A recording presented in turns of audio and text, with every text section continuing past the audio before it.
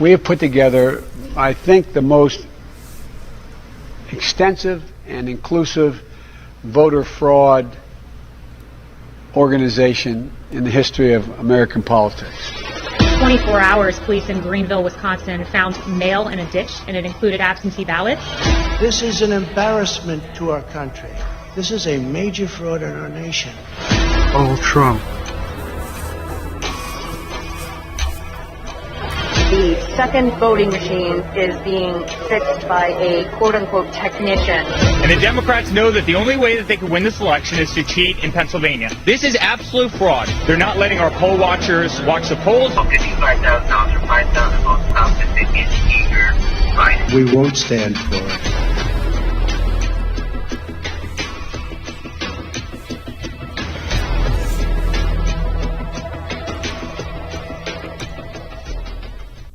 Was confirmed to be the next head of the CIA. Reignited debate, of course, about the use of drones. 3 months after 42 civilians died, John Brennan stood up and said, "There hasn't been a single collateral death."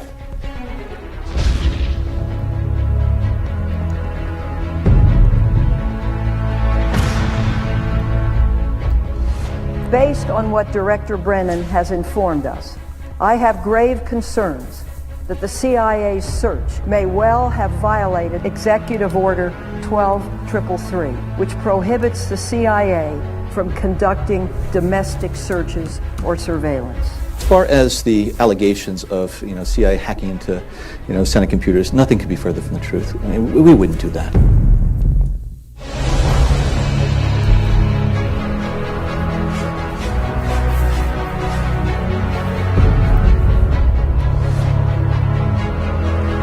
I did something wrong, I will go to the president, and he is the one who can ask me to stay or to go. I want nuance, I want bold colors, red, white, and blue. America, I have seen, Dagan, the last several decades, absolutely fray and decline. When I saw those guys on the boats, on their knees, I mean, that says a picture about America that I haven't seen ever before.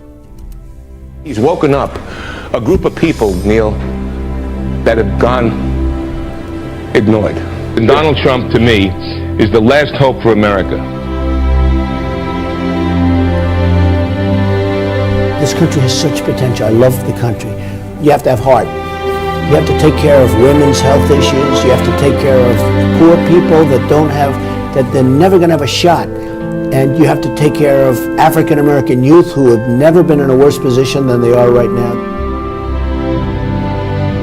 We are standing up for America and for the American people. There's a group of people in America that feel like they've been ignored.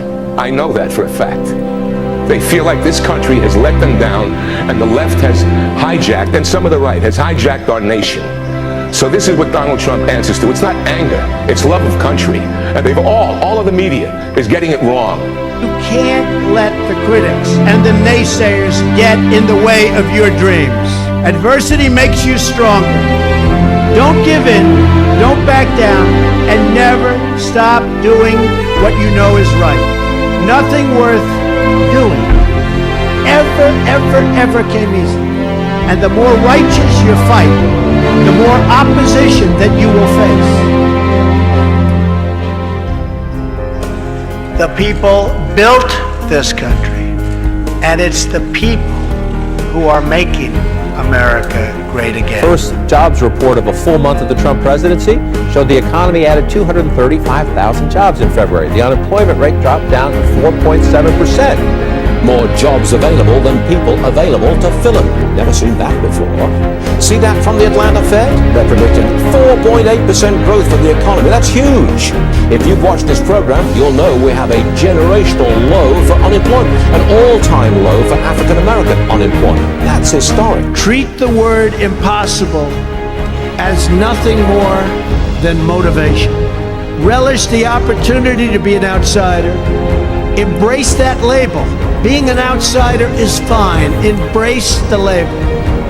Because it's the outsiders who change the world and who make a real and lasting difference. Rocket Man is on a suicide mission for himself. and for his regime. North Korea is issuing a new warning to the United States. We are warned of a super mighty preemptive strike. Getting a good picture, everybody, so we look nice and handsome and thin. Beautiful. Perfect.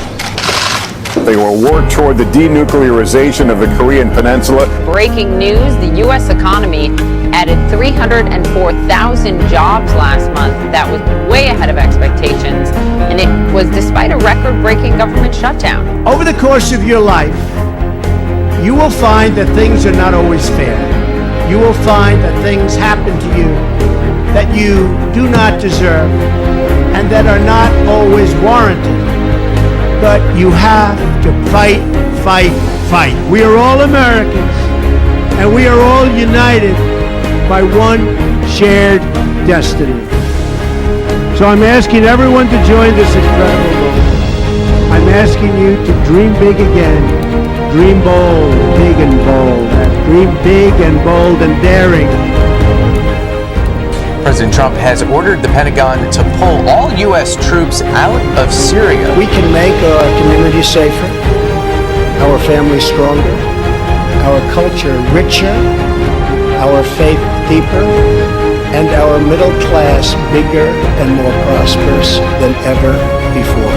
Alarmed by the new calls to adopt socialism in our country. America was founded on liberty and independence, and not government coercion, domination, and control. We are born free, and we will stay free. America will never be a socialist country, but we must reject the politics of revenge, resistance, and retribution, and embrace the boundless potential. We must choose between greatness or gridlock, results or resistance, vision or vengeance, incredible progress or pointless destruction. Tonight, I ask you to choose greatness. I am asking all citizens to embrace this renewal of the American spirit. Seize this moment, believe in yourselves, believe in your future, and believe once more in America.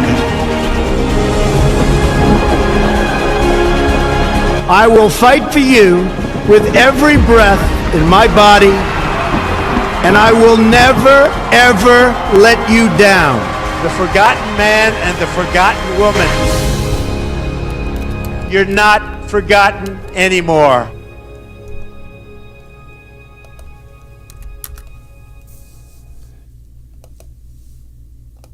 Good evening, everybody. We don't want to put that on there yet. We are headed on two screens. How about that? Anyway, I just might as well just leave it. What the hell? Good evening, everybody. Thank you. I do appreciate you tuning in for another episode of Fighting for the Republic. Wow, we're on episode 16 already. Amazing. And next week is going to be extra special. But I'm not going to tell you yet. So, many things are still happening. The votes are still being counted. And guess who's winning? Let's kind of give you a hint. It ain't Biden. They're finding a lot of different things into this cheating piece of shit in the Democratic Party. They will try to get away with it again, but that will be a little bit later. And somebody in the chat says that has it been certified? No, nothing has been certified. Nothing. The votes are still being counted, and the president has won North Carolina. He won that last night. Hi, Tracy. Glad you could join. He's about ready to take Michigan. He's about ready to take Pennsylvania. He's about ready to take Arizona. Watch, wait, enjoy, get your popcorn, relax, enjoy the show, because we're going to get your glasses ready. and get some more liberal tears. You think it was fun the first time? Well, the second time is going to be even better. It's going to be, we're going to need a picture for all them tears that they're going to be crying. But tonight, I kind of set up something I wanted to do for a while. It's been so hectic that I haven't been able to get to it. And I want to show you a documentary. It's called Riding the Dragon. And our biggest threat today is CCP. Steve Bannon talks about it quite a bit. He is really pissed off, and can you blame him? He has helped, let's say, I guess he helped draft or organize a little bit. I'm not sure his exact role for the new Chinese movement. And everybody take a look at it. Let's get behind him. It's a good thing. It's freedom for China and for the good people of Hong Kong, and the good people of Taiwan. They have been under China's rule for a long, long time, and we need to free these people. And it'll be economically, don't misunderstand, it will all be economically. When you say that, oh, we're going to go to war. No, we're not going to war. This president does not go to war for stupid reasons. If he has to, he will. He hasn't so far. What have we heard the past 4 years? Oh my God, we're going to go to World War III. Oh my God, North Korea, we're going to go to war. Oh my God, we're going to go to war with whomever, right? Wrong. We have made peace deals in the Middle East. We have made great trade deals throughout the world, including, at the time, China. But, for those who aren't familiar, there's a huge ass tariff on them. $300 billion tariff. Now that they've released this stupid virus and we're getting defectors from China, and God bless those brave souls that took the risk for freedom. In fact, I was actually lucky to see a couple here in my state where there was a protest. They had North Pacific Asians who fled from China. And we're so grateful for the freedoms that we have, as is many others come from different parts of the world that risk everything to come to this country, and we are not going to give that up, ever. We will win this fight to the very end. And I hope the Antifa, the Klan, neo-Nazis, and all them bastards are all designated as domestic terrorists. They ain't afraid to say it. Screw them. Because that's what they are.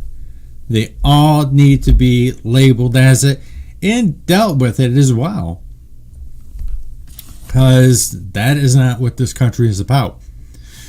There has been reports that China has been meddling in this election as of last election, but lo and behold, the the Democrats say the Russians did it. They went Russia, Russia, Russia, right? It was never Russia. It never happened. They planted a coup. The one thing that should not go on in this country ever. This is not our country. To what we do and the way we handle things. We're supposed to be a law and order country. We do everything. Hey, Rock, what's up, man?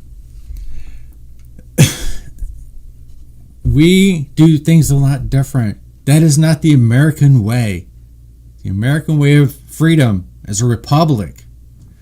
And we just need to knock the shit off of Antifa. We got to knock the shit off of the cheating. And this President Trump will do it. He has been doing it. The wind's changing. They're getting scared. They're terrified. And all the people that are associated with either the Democrats or China or whomever who does not like this country. Social media is another one. Sorry, Jack. We all know it's true. Now, some have speculated that, maybe he's being blackmailed or something. Maybe. But if he is, why doesn't he go to the authorities? Wouldn't that be the logical thing? To get yourself out of the mess, you just don't go along with it. Right? And there's even more hint as far as this election that is going to the Supreme Court. Which, thanks to the president, we have 3 new justices. And let's pray that Judge Roberts will make a logical, reasonable decision if it comes to this. And it really becomes funny because 30 years ago, I believe it was 30, that Clarence Thomas went before a Senator Biden and was grilled. The karma, the shoes on the other foot. But I believe Justice Thomas will make a good ruling and fair, as will the rest of them. The Democrats were crying and hoping and hollering that, you can't appoint a justice before the election. Bullshit. Yes, he can. That's the job of the president to do. That's his job. When it comes to China, China is like everywhere. When it comes to clothes, comes to computer chips, cars, you can't buy a simple bowl without it being made in China. I would love to see all of them kind of manufacturers come back to America. Make bowls in America. We can ship them overseas. Let's have U.S. made stuff shipped to China for a change. They may like it. At least when you drive the damn car, it's not going to fall apart on you. Right? Make an American car. We got cars made in Detroit, Tennessee, Houston, all over the place. America's where it's at. For good products, good hard workers, that's where it comes in. Not frickin' China. You can't buy a toy for your kids. You can't get paint for models. It's all made in damn China. That has to really stop. We can even be reasonable. We can exchange companies with India, England, have them come here, and that's what trade is we share. But it's got to be fair. We ship things elsewhere, it costs us an arm and a leg and a kidney. But we used to have it shipped here for peanuts. That's how they became in the position they are in. And they become a tyrant state with horrible human rights, a vast military. They've stolen technology. They probably bought some from the Clintons.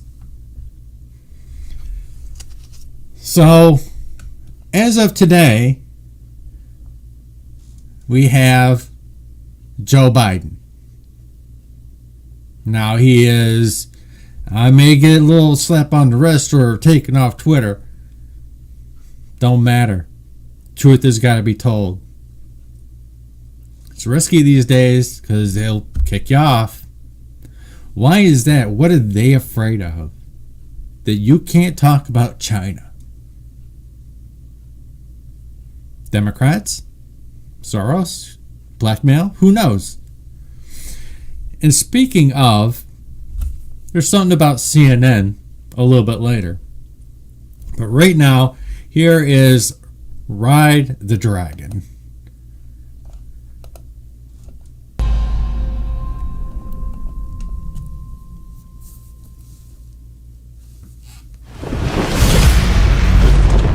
challenge of the Chinese Communist Party and the threat that it poses to the United States and our allies is of critical importance to us right now. I think in the long term, in terms of American security policy, China is going to be a much more powerful country than Russia.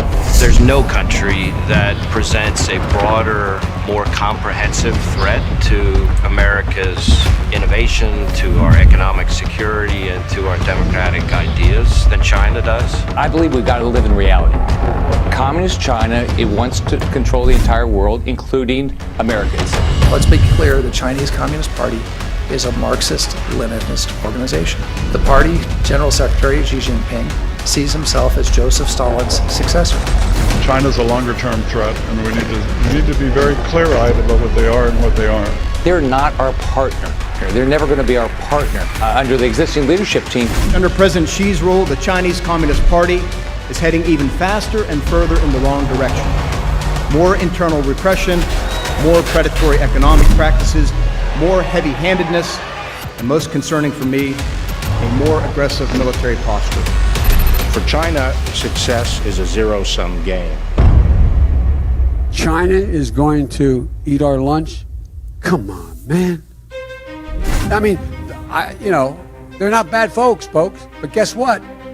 They're not a competition for us. On the surface, that's a really puzzling thing to say.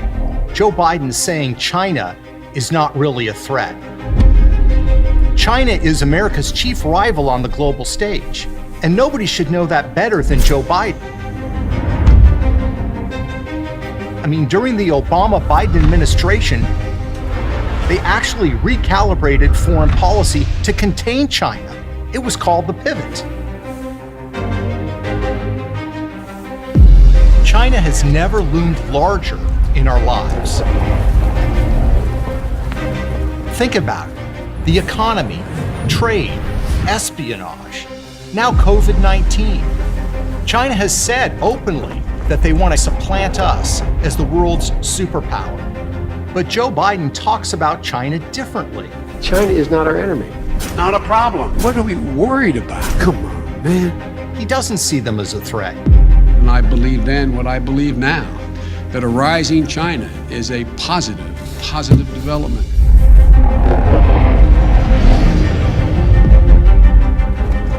He welcomes their rise as a global power. Why exactly? Perhaps it's personal. Perhaps it's about his family. Perhaps it's about the money.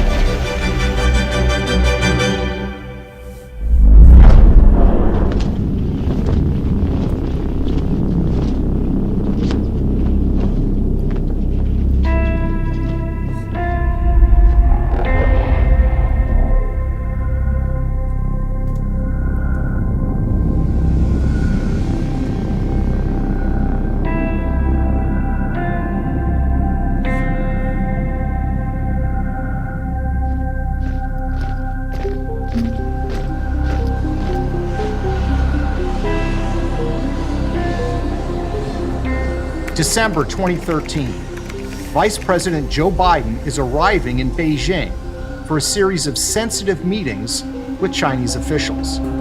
The Chinese give him the red carpet treatment, literally. But also along for the trip, Joe Biden's son, Hunter Biden. During the visit, Joe Biden meets with Chinese Vice Premier Li and with President Xi. A 2013 trip to China getting new attention this morning, not for what Joe Biden did, but for who he brought with him. And what was Hunter Biden doing? We're not sure. He doesn't appear in many pictures of the official festivities. But what we do know is this. 10 days after father and son returned to the United States, Hunter Biden's small investment firm announced a $1 billion private equity deal with the Chinese government. And where did the capital come from for this deal? From the Chinese government itself.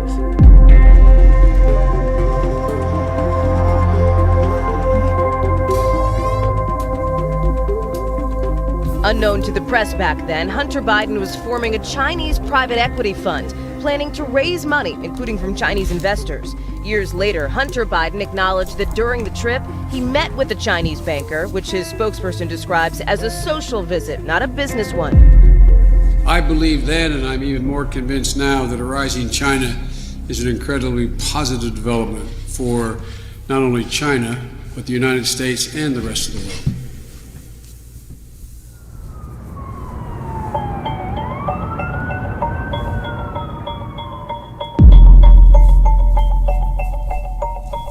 Hunter's small firm got a deal that no one else had in China.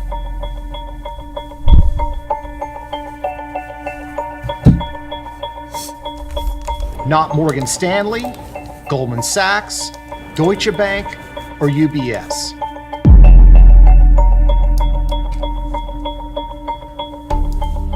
And are you vulnerable on this issue at all because of your son's business dealings in China? No, I don't believe so at all. My son's business dealings were not anything with everybody that he's talking about, not even remotely number one.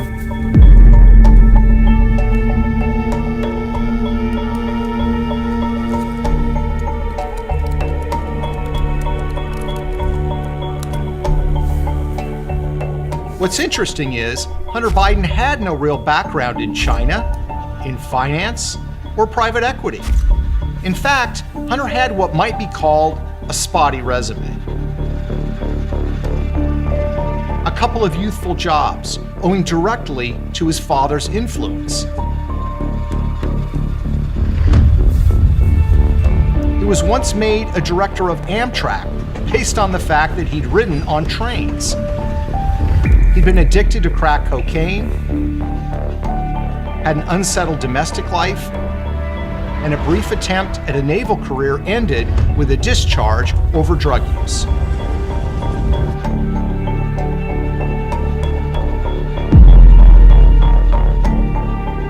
So why did the Chinese pick him?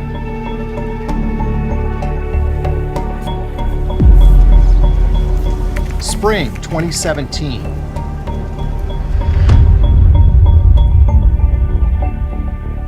Patrick Ho, a Chinese businessman, was arrested by the FBI on bribery charges.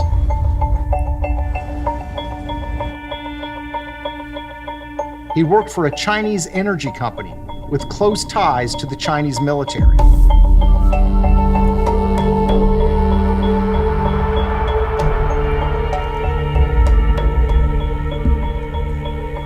While in FBI custody, Ho made 2 phone calls. One of those, strangely, is to James Biden, Joe Biden's brother. Why did this man call the brother of the vice president? He was looking for Hunter.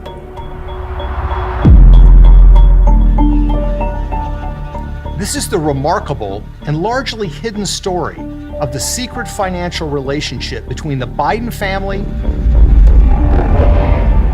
and the Chinese government. It's a relationship that grew while Joe Biden was Vice President of the United States.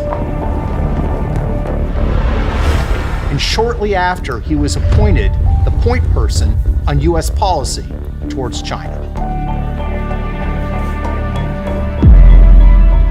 Our investigation is based on corporate records, financial documents, legal briefings, and court papers. It's the story of the second most powerful man in the world at the time, and how his family was striking deals with America's chief rival on the global stage, the People's Republic of China.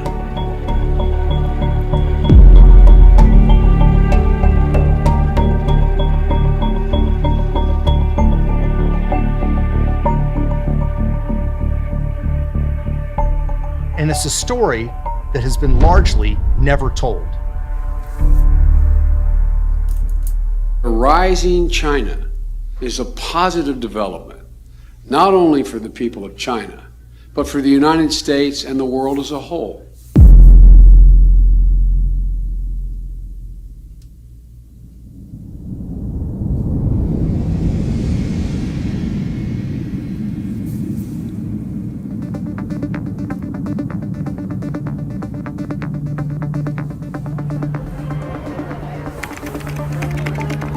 January 2009. Joe Biden is inaugurated Vice President of the United States. I, Joseph Robinette Biden Jr., do solemnly swear that I will... It was a remarkable moment for Biden, who had spent more than 35 years in the United States Senate. Born to a family of modest means in Scranton, Pennsylvania, he would become known as Lunch Bucket Joe.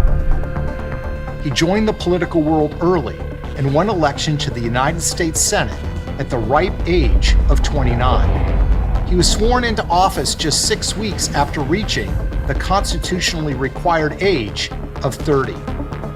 From its earliest days, Biden's political career was not just about Joe, but about the larger Biden family. Politics was a family business. When Joe did well, the family did well. Joe's sister, Valerie Biden, became a political consultant who was hired by Joe's many campaigns. Brothers Frank and James became involved in securing government contracts and deals overseas with foreign governments.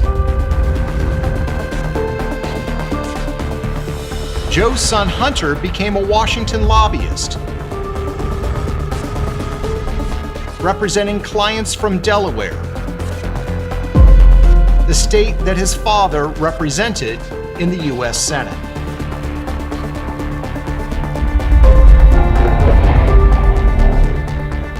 When Joe Biden was elevated to the vice presidency, the family's ambitions grew accordingly. Now the world was a business opportunity, and the Biden family was looking for deals, including with foreign governments. Just months after Joe Biden was inaugurated vice president, his son Hunter Biden formed a company called Rosemont Seneca Partners.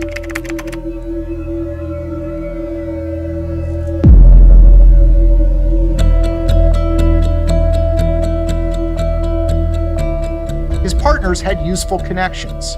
One was Christopher Hines, the stepson of Senator John Kerry, a powerful U.S. senator who would later become Secretary of State. The other partner was Devon Archer, a friend of Hines.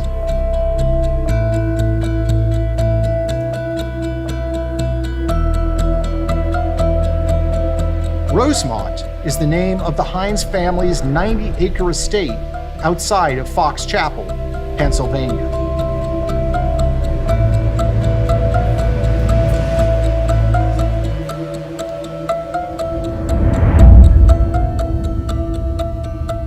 Rosemont Seneca, the new investment firm, opened an office in Georgetown, just 2 miles from the White House.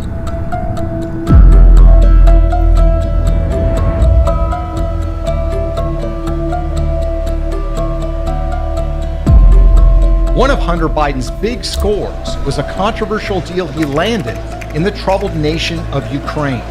In 2014, the Ukrainian government fell, and Joe Biden became America's point man for the troubled country.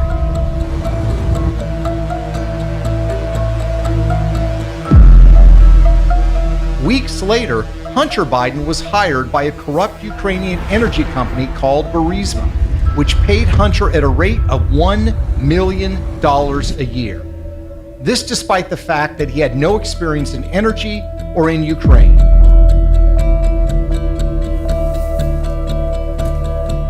If your last name wasn't Biden, do you think you would have been asked to be on the board of Burisma? I don't know. Probably not. Hunter landed on the Burisma board, as did his partner, Devon Archer. Hunter's ventures in Ukraine would later pose troubling questions of conflict of interest for his father, Joe. I will support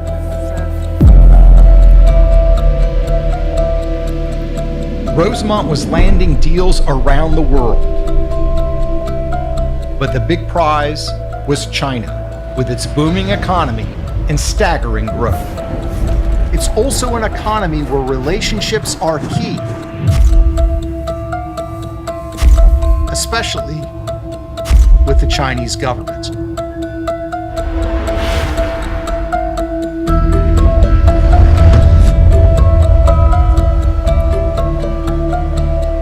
And I'd like now to raise our glass in a toast to many more generations of friendship and peace.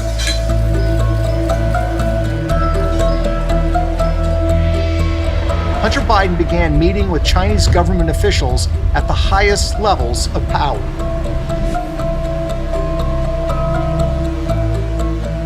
He had no background in China, little background in finance. Hunter's previous job had been as a lobbyist for an online gambling company located in Europe. But now, doors were opening to Hunter in China. Often, Hunter's meetings coincided almost directly with his father's high-level diplomacy with Chinese leaders. In April 2010, for example, Vice President Joe Biden met with the Chinese president at the Nuclear Security Summit in Washington, D.C. But at virtually the same time, halfway around the world, Hunter Biden was in China, meeting with government officials looking for financial deals. Who exactly was Hunter Biden meeting with? Only some of the most powerful finance officials in China. Hunter spent 2 days meeting with the top executives from China's sovereign wealth fund, Social Security fund, and largest banks. Hunter even posed with them for a series of pictures. So how did Hunter get these meetings? One Chinese website's account of the meeting touted that Chinese officials extended their warm welcome to Hunter Biden, quote, second son of the now Vice President, Joe Biden. In other words, Hunter got these meetings because of who his father was, Vice President of the United States. I don't think that there's a lot of things that would have happened in my life that if my last name wasn't Biden.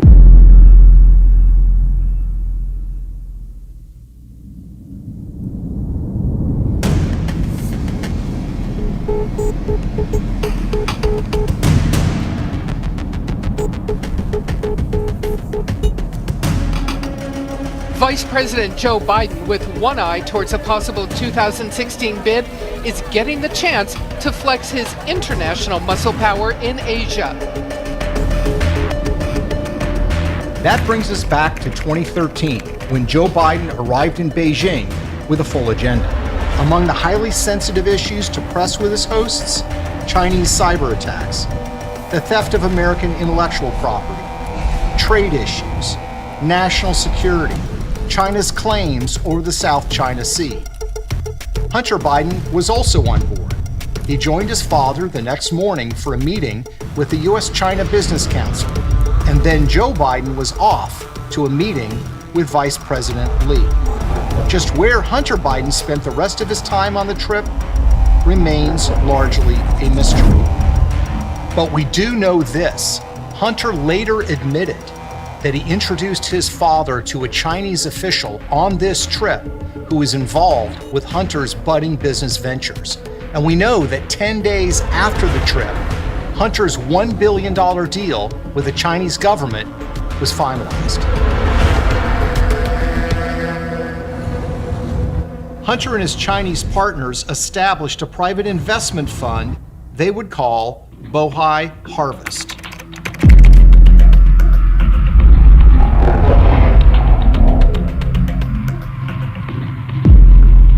The Chinese government provided the money. Hunter was given a seat on the Bohai Harvest board of directors and a 10% equity stake in the new company. Devon Archer, his business partner, was appointed vice chairman. The new firm enjoyed an unusual and special status in China, operating through the Shanghai Free Trade Zone. No other investment fund in the world had a deal like Biden's firm. Not UBS, not Goldman Sachs, not Morgan Stanley, no one.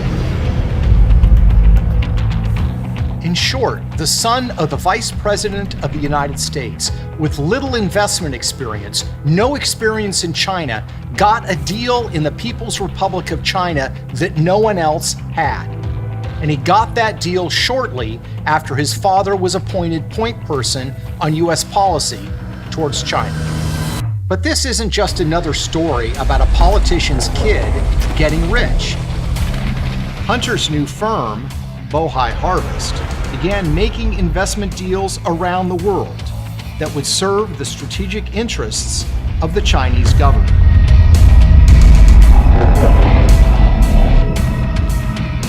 And that's what makes this deal so troubling.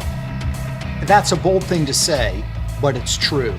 This new firm started making investment deals that would serve the strategic interests of the Chinese military.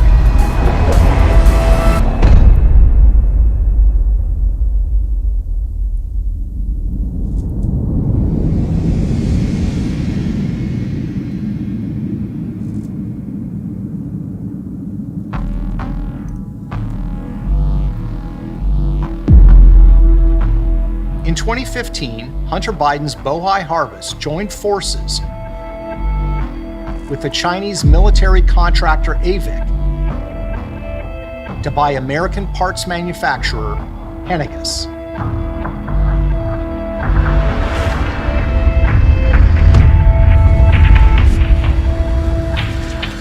Henniges' technology is considered dual use, meaning it can be used for commercial and military purposes. And deals like these require approval of the highest levels of the federal government. Hunter Biden's partner in the Henniges deal, the Chinese aviation giant AVIC, was notorious for its history of stealing U.S. military technologies to build their own fighter jets and drones. But in September 2015, AVIC bought 51% of Henniges. And Hunter Biden's Bohai Harvest bought the other 49%.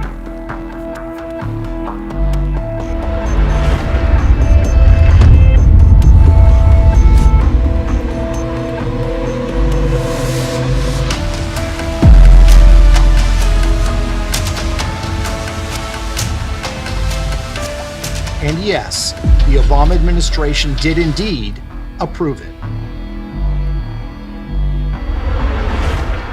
Hunter's firm, Bohai Harvest, also invested in military surveillance technology that the Chinese government would use to monitor and control the population in their own country. The company was called Face++.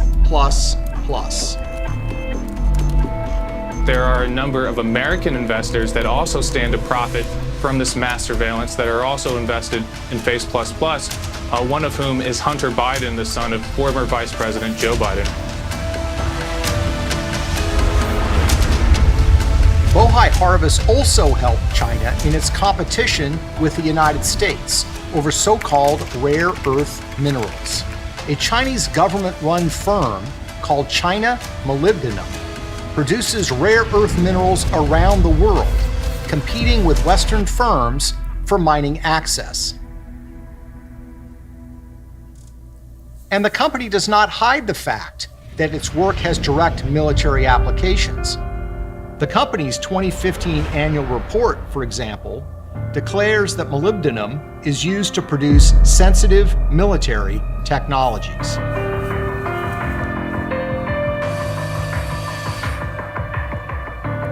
What's fascinating is that while Hunter Biden and his firm were helping Beijing in the race to acquire rare earth minerals, his father's administration was actually fighting them.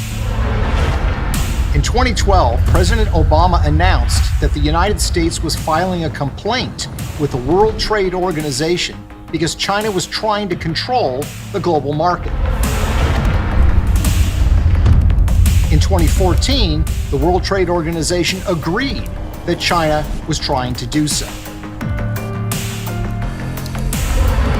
Yet, 2 years later, Hunter's firm joined with China Molybdenum and announced that together they were buying more than half of one of the largest copper mines in the world.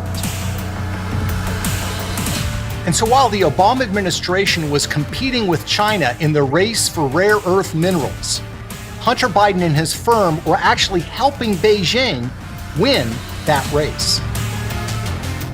But there was an even more troubling deal. In December 2014, Hunter's firm became an anchor investor in a company called China General Nuclear, or CGN. CGN had been wholly owned by the Chinese government, but it was now selling off a minority stake to a favored investor. Hunter Biden presumably didn't realize that when his company was investing in CGN, they were investing in a company that was under FBI investigation for stealing U.S. nuclear secrets. In fact, less than 18 months after Hunter's Chinese firm invested in China General, a nuclear engineer named Alan Ho and the company were charged by the U.S. Justice Department with stealing nuclear secrets from the United States. According to the FBI, Ho had been working under the direction of China General to steal American nuclear secrets since 1998. It's not clear whether the FBI or the Obama Justice Department knew that Joe Biden's family was actually involved with CGN. But what is clear is that China has been trying to steal American nuclear secrets for a long time. Is it really that crazy to think that by partnering with the son of the vice president, they were trying to buy them too? And make no mistake, these firms Hunter was dealing with are directly tied to the Chinese military. In June 2020, the U.S. Department of Defense released a list of companies doing business in the United States that were known to be connected to the Chinese military. On that list, AVIC and CGN. But the Bidens weren't done cutting deals in China.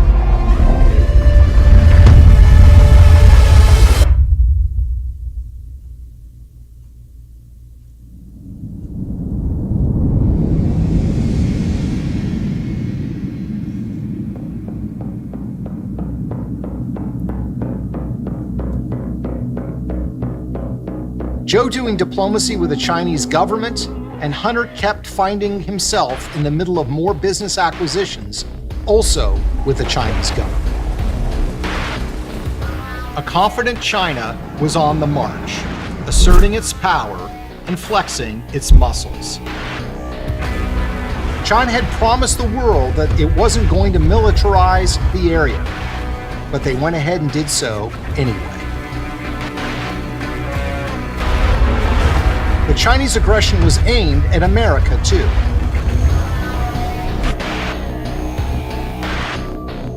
China's military has attacked major U.S. companies in a computer war that kills American jobs. More than 21 million Americans had personal information stolen from government files in a data breach that was 6 times as large as originally disclosed. The information was hacked from the Office of Personnel Management, or OPM, which said today it is highly likely that anyone who went through background checks to apply for a government position since 2000 was affected.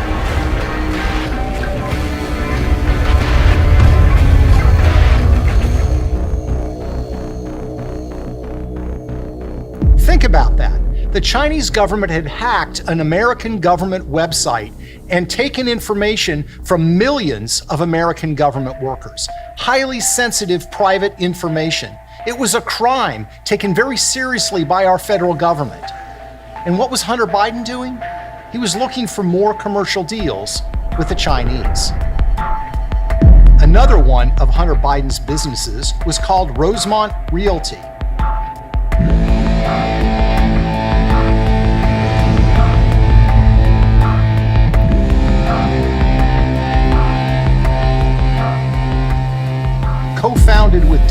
Archer, who is the chairman of the firm. Just like his investment firm, Hunter Biden had no background in commercial real estate. But that didn't stop him from getting a seat at some of the biggest tables around the world. Who was Rosemont Realty negotiating with? That would be a company called Gemini, a former subsidiary of a Chinese state-owned company with close ties to the Chinese military. Rosemont Realty certainly played up the Biden connection in the material they provided to possible investors.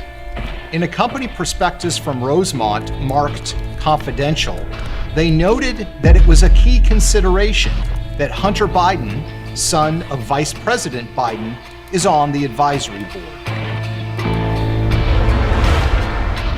In August 2015, an eye-popping multi-billion-dollar deal was announced. The Chinese company Gemini was buying a 75% stake in Hunter Biden's company, Rosemont.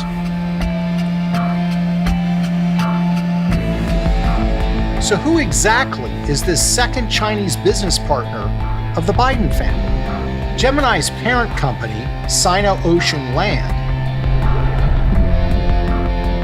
is actually run out of the headquarters of the China Overseas Shipping Company, COSCO, which is called the fifth arm of the Chinese Navy. So you have two big deals between the Biden family and the Chinese government, or Chinese government-linked firms, in the years following Joe Biden's appointment as the point person on U.S. policy towards China. But there was still more business to be done. Hunter and his business partner, Devon Archer, began working with yet another firm, this one called Burnham Asset Management.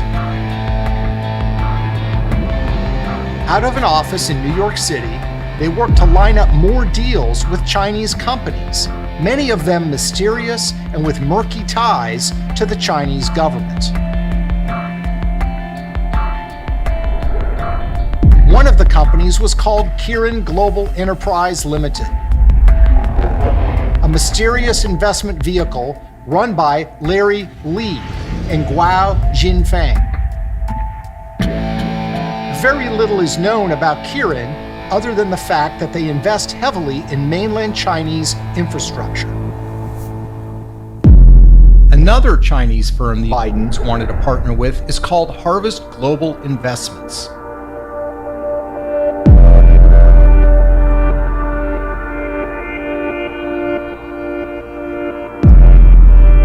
Which is linked to the Chinese government. How much money did the Biden family make from these deals? How deep do their ties to the Chinese government run? We can't know for sure, but consider this. In 2017, a Chinese executive was arrested by the FBI in New York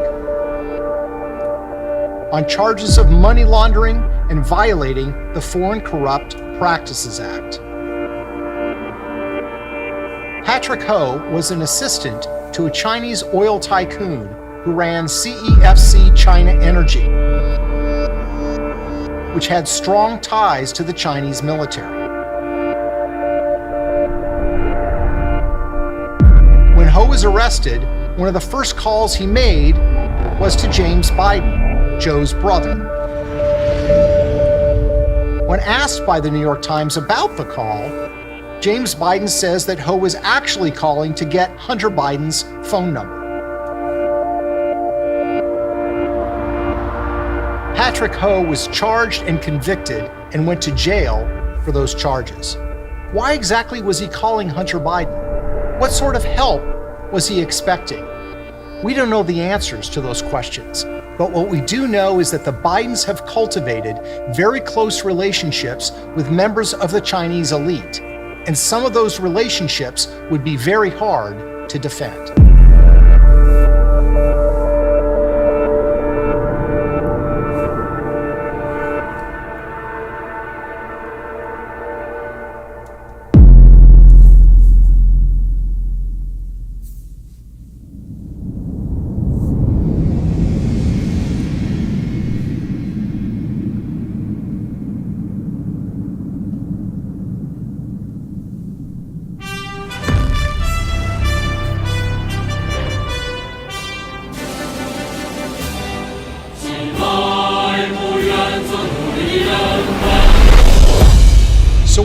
know? We know that the Biden family has a series of lucrative deals with the Chinese government. We know that these deals came despite a lack of experience by the Bidens in the areas they cover. We know that they happened while Joe Biden was steering U.S. foreign policy towards China. We also know that these deals didn't just make the Bidens money, they had potentially dangerous consequences for our national security. We know that Hunter Biden's firm, backed by the Chinese government, invested in a company that was actively stealing nuclear secrets from the United States. We know that China has been consistent in their efforts to acquire U.S. technology, and that their spies have been caught trying to steal our military technology. We know that Hunter Biden's firm bought a company that provides dual-use technologies for the Chinese military. We know that global powers have tried to stop China from monopolizing the world's mineral resources. And we know that Hunter Biden's firm bought a company that actually helped China in its competition with the United States for mineral resources. And we also know this, that Biden investment firm that helped China gain access to dual-use technology, that invested in Chinese surveillance technology and helped China in its quest to control the world's strategic metals? Hunter Biden was forced by political pressure to resign from that firm's board of directors in late 2019.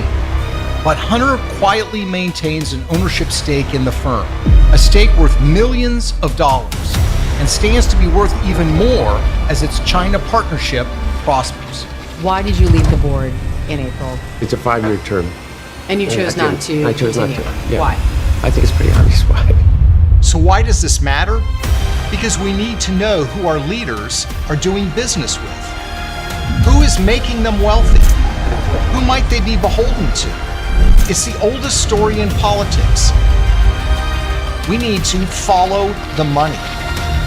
A rising China is awash in money. The money trail stretches all across the globe. And some of those trails lead straight to one of America's most prominent political families, headed by a man who calls himself Lunch Bucket Joe.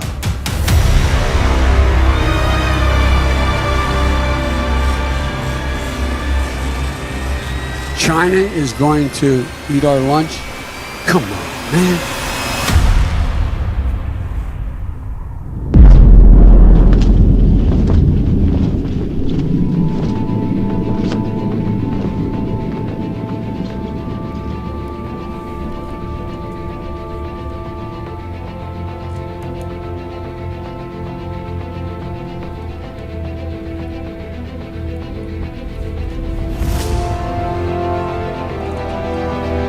China is one of the biggest global threats we all face. Due to stealing our secrets, to politicians selling us out, they go around the world and are buying mineral mines in South Africa and everywhere else. They are a threat to everybody.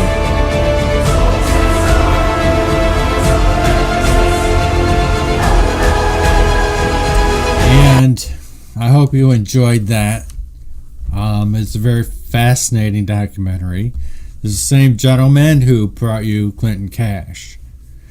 Now, they are continuing to play games in our elections, politicians, and exactly, you gotta trust Putin more than you do President Xi. I'm sure the President Trump understands you can't trust China.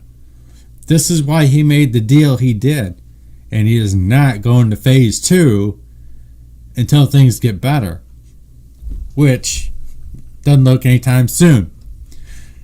Chinese government has made an island, a man-made island in the middle of the China Sea, which is a threat to its neighbors. With the China virus, if you will, I kind of like that too. They're also trying to steal the new vaccine. So wait a minute, didn't they brag they already had a vaccine? I don't think everything is what they seem. I don't think anything's better in China because you really don't get a whole lot of information because they don't allow it. The government has this grip on the information you and I see and its people. China must be free, with no doubt. And with not only the major threat that they present, they also, once again,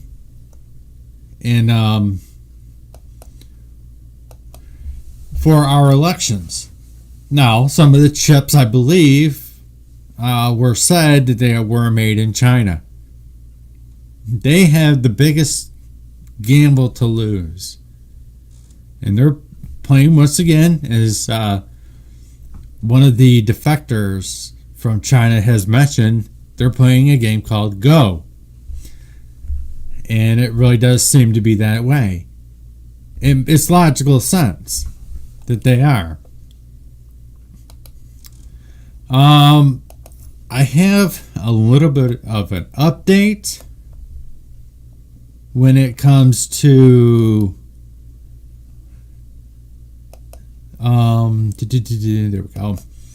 When it comes to the election and the investigation that's being filed, the Trump team is working vigorously, and I believe Becca in the chat says going to be a big boom MS this week. I hope so. It's starting to look that way already, right?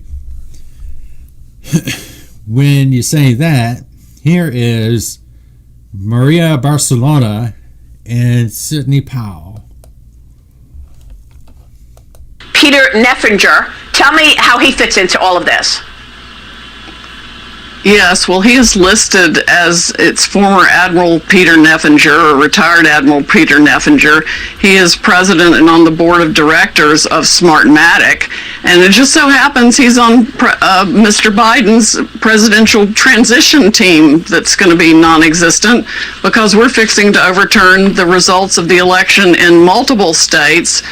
And President Trump won by not just hundreds of thousands of votes, but by millions of votes that were shifted by this software that was designed expressly for that purpose.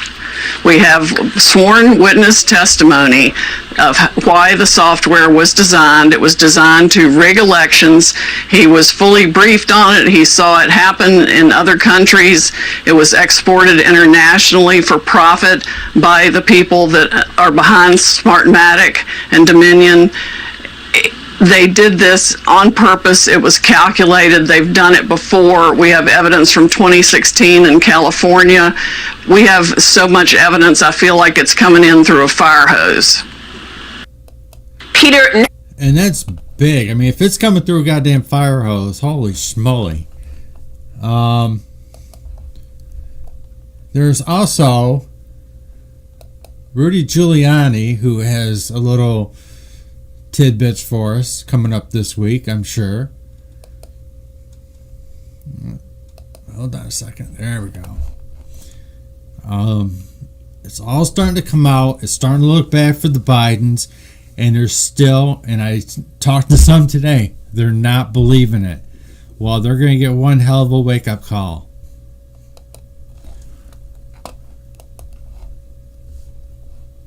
President Trump's legal team has exactly 1 month to produce enough evidence to overturn the 2020 election.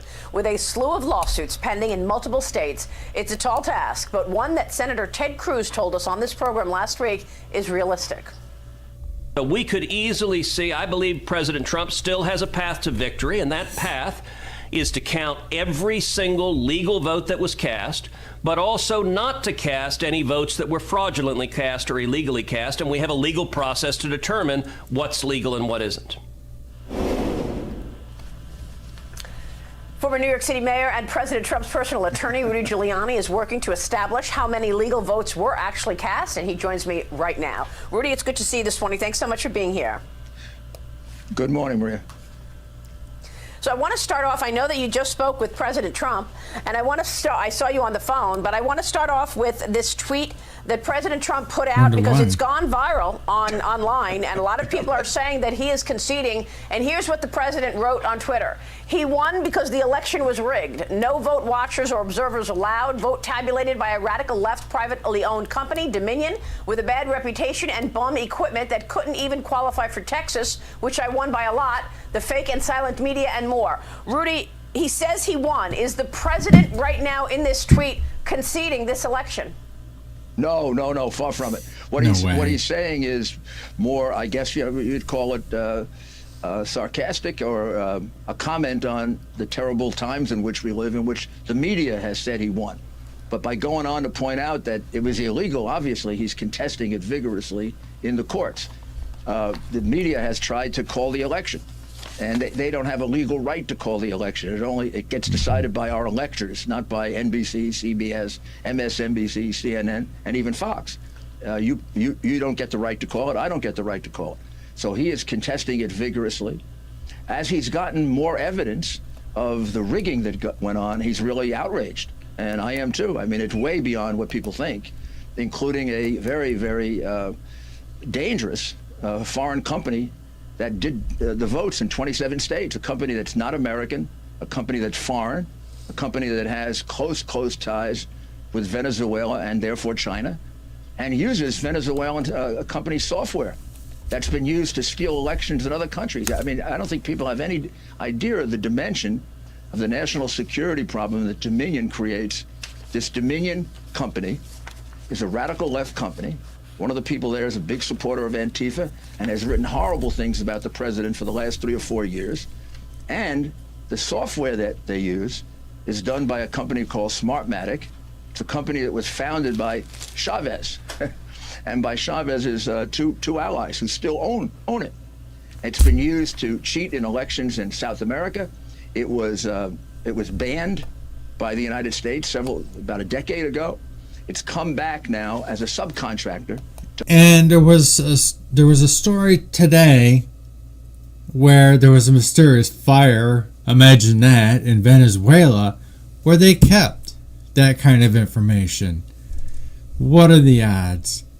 Other companies, it sort of hides in the weeds, but Dominion sends everything to Smartmatic. Can you believe it? Our votes are sent overseas. They're sent to someplace else, some other country. Why do they leave our country? Yeah. And this company has tried and true methods for fixing elections, like calling a halt to the voting when you're running too far behind. They've done that in prior elections. Now, what happened on election night? He was ahead by 800,000 votes in Pennsylvania. Impossible to catch up, unless you're cheating. And same thing in Michigan, Wisconsin. He was ahead in all those states by numbers that in prior times, and I can show this to you, networks would have called for him, but they didn't call it for him. I mean, we were ahead in those states, and there was so little to like, for example, 800,000 ahead in Pennsylvania, 64% of the vote cast. He was outpolling every projection possible. So right down to the rigged polls before, this is another attempt to try to defeat him by illegal means. It's no different than the impeachment. It's done by largely the same people who were involved in it. One of the chairman of Smartmatic is a close business associate of George Soros. I have to tell you more. Finally, you want to get down to the votes, let's just pick Pennsylvania. We have identified 632,000 illegal votes. 632,000. It's enough to have the president win the state by 300,000. Which is actually what he won it by, right? If you get that Smartmatic machine out and you allow us, I mean, this is unprecedented. They're counting mail-in ballots. and they So don't allow should any we- Republican to inspect. That is illegal, unlawful, against the law. I don't know how else to put it. Never happened. I've done many absentee ballot elections. There's a Republican on one side, a Democrat on the other. No. The Republican was outside getting pushed around by goons. When they finally get in, they're 20 feet away and they're told to use binoculars. Binoculars, the only way you can tell whether a mail-in ballot is valid is by examining the outer envelope. The minute you remove the outer envelope, it's gone. You can no longer validate it. And that's why, under the law of every state, if you don't inspect it, the vote is invalid. There are cases, including in Pennsylvania, that have been overturned for just a few ballots that were handled that way. We can prove that 632,000 ballots were handled that way, particularly in Philadelphia. And if you tell me that Philadelphia doesn't cheat in elections, I will tell you you're living on Mars. I mean, and there is a Mars in Pennsylvania, by the way. But I mean, the reality is that I would be surprised if Philadelphia didn't cheat in this election. They've done it in the last for the last 60 years. Now we move on to Detroit. In Detroit, we have evidence that 100,000 ballots were brought in at 4:30 in the morning and counted. And to the extent that our witnesses, and there are 4 of them, saw it, and one of them is an ex-employee of Dominion, according to them, every single ballot was for Biden. And not only that, whatever ballots they could see, because these weren't Republicans, so they could get closer. Every ballot they could see, it just had Biden's name on it. Nobody else, not even another Democrat.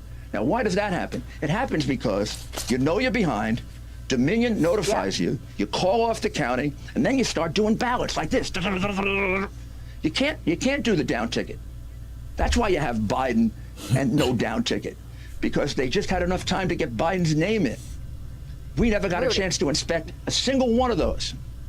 Okay, I got my piece out. Will you be able to prove this, Rudy? Look, I want to show this graphic of the swing states that were using Dominion and this software, the Smartmatic software. I mean, you just said it all. This is a Smartmatic, a Delaware entity registered in Boca Raton, Florida. Activities in Caracas, Venezuela. The voting machines were used, Dominion voting machines were used in Arizona, Georgia, Michigan, Nevada, Pennsylvania, and Wisconsin. And I have a graphic showing the states where they stopped counting, which I thought was also strange to stop counting in the middle of election night. One source says that the key point to understand is that this Smartmatic system has a back door that allows it to be, that allows the votes to be mirrored and monitored, allowing an intervening party a real-time understanding of how many votes will be needed to gain an electoral advantage. Are you saying the states that use that software did that? Well, I can prove that they did it in Michigan. I can prove it with witnesses. We're investigating the rest. In every one of those states, though, we have more than enough illegal ballots already documented to overturn the result in that state. Because not only did they use a Venezuelan company to count our ballots, which almost should be illegal per se. Number 2, they didn't allow Republicans in key places to observe the mail vote. That makes the mail vote completely invalid. Now, they didn't do it everywhere. They did it in big cities where they have corrupt machines that will protect them, meaning in Pennsylvania, Philadelphia, and Pittsburgh, in Detroit. They didn't have to do it in Chicago and New York or Boston. They could have. They have corrupt machines there. They did it absolutely in Phoenix, Arizona. They did it absolutely in Milwaukee, Wisconsin. Republicans were shut out from enough of the count so they could accomplish what Smartmatic wanted to do. And that pattern that you have there, we have evidence that that's the same pattern Smartmatic used in other elections in which they were disqualified. In other words, this is their pattern of activity. And yes, there is a backdoor, and we actually have proof of some of the connections to it.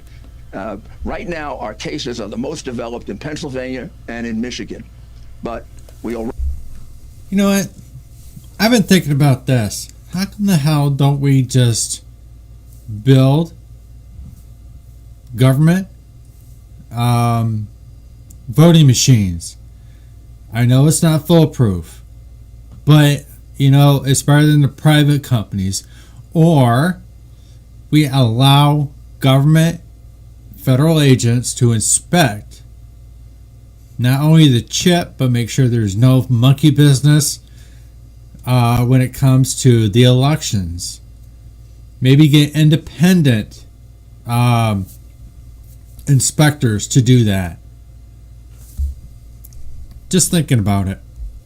Already have enough affidavits from people who were pushed out of being able to observe.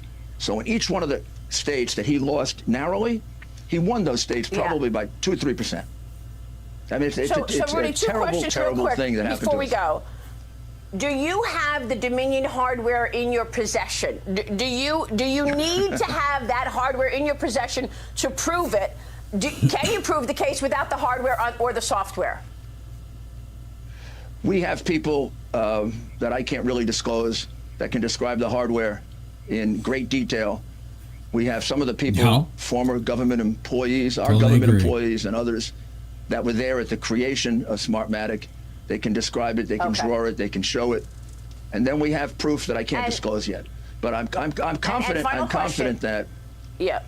That, Go ahead. and this has to be examined, Maria, beyond this election, which I believe will get overturned. But beyond this election, this whole thing has to be investigated as a national security matter. And the governors who gave contracts to this company never bothered to do any due diligence. I mean, I can't imagine you would give a contract to a company if you went one step further and found out it's really being run by people that are close to Maduro and Chavez. I can't imagine you would do that unless you're out of your mind. So you only have a few weeks, Rudy, because they want to certify the state elections early December. Do you believe you will be able to prosecute and be heard within this time frame? Of course. And I can't imagine how a state legislature can certify based upon ballots where we had no opportunity to inspect, and it was done deliberately. I mean, the fact that it happened in all those states, right, tells you it was a plan. The crooked Democratic leaders in those 10 or 12 places where we were shut out didn't all develop that idea by themselves, right? They didn't have the same dream that night. This is a plan. This is maybe the plan Joe Biden was talking about. He's got the best voter fraud plan in the world. Well, he has a really good one, but lucky we caught it. Wow.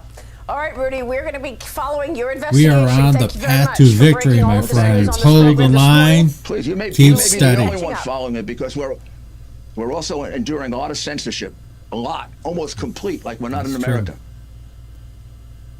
Unbelievable. Rudy Giuliani, we'll keep on it. Promise you that. Thank you so much, sir. Okay. We will see you. Hold the line, keep steady. Let's stay in there. Let's keep our good thoughts and prayers for the president and his team, of course. We cannot falter. We must stay strong. Don't go near that edge. We're gonna win. Don't worry about it. You know, what did I say? This is, you know, we need to write our legislators, fix this mail-in voting shit, get rid of it. Military brings the ballots to the polling place where it's to be counted. Mail-in ballots eliminated unless you are elderly or handicapped or absolutely 100% unable to make it. The polling places are set to provide safety. If you're worried about the Rona, Trump will win. Good thoughts. Stay with it. Don't go near the edge. Can't do that, guys. I got one more. Kind of hit on me, so I will find it. Can't go far. And that is... Well, it probably will hide on me. Well, I guess we'll have to kind of wait on that one. It was actually Jim Jordan. With the threat of China continuously nipping at the heels and the doorstep of the American people, it is up to us to make sure we keep the best to our ability anything American. I know it's really hard to buy stuff made in America. It is very difficult. There was actually a small segment on a like a news magazine show. And this one family did want to buy nothing but American products, and they had a very tough time doing so. Well, we got to change that. There's entrepreneurs out there. Let's build stuff in America. If you're an upcoming business, screw China. Make it here in the U.S. That's the American way. We can do it. We've always been inventive, and it is possible. We just got to keep focused and not let anything waver in sending in things to China. I know the big tech companies are, but they've been in bed with them a long time. And I'm surprised they ain't shot me down for showing that. As I showed yesterday, or was it the other day? I didn't do a show yesterday. This day is Sunday. Steve Bannon, this is actually from 2018, but I'm sure it's still relevant today. He did an interview with the Real Vision Classic. I showed you a clip of a gentleman named Gu. Hopefully I'm pronouncing his name right. He's the millionaire who is got the new Chinese Freedom Party together, and it's on the move. He has written a great song. I can't unfortunately play it. I'll get copyrighted. I love it. Steve Bannon plays it on his show, The Pandemic, every weekday, sometimes on Saturday. But here's Steve a couple years ago. I'm sure it's still very relevant. Where'd it go? Hold on a second. Dang it. There we go.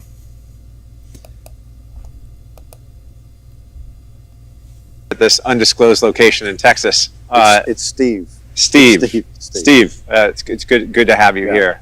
Thanks for being here. Glad to be here. Excited. And you know, you're here very specifically to talk with me about something that you and I study very intently, and it's China.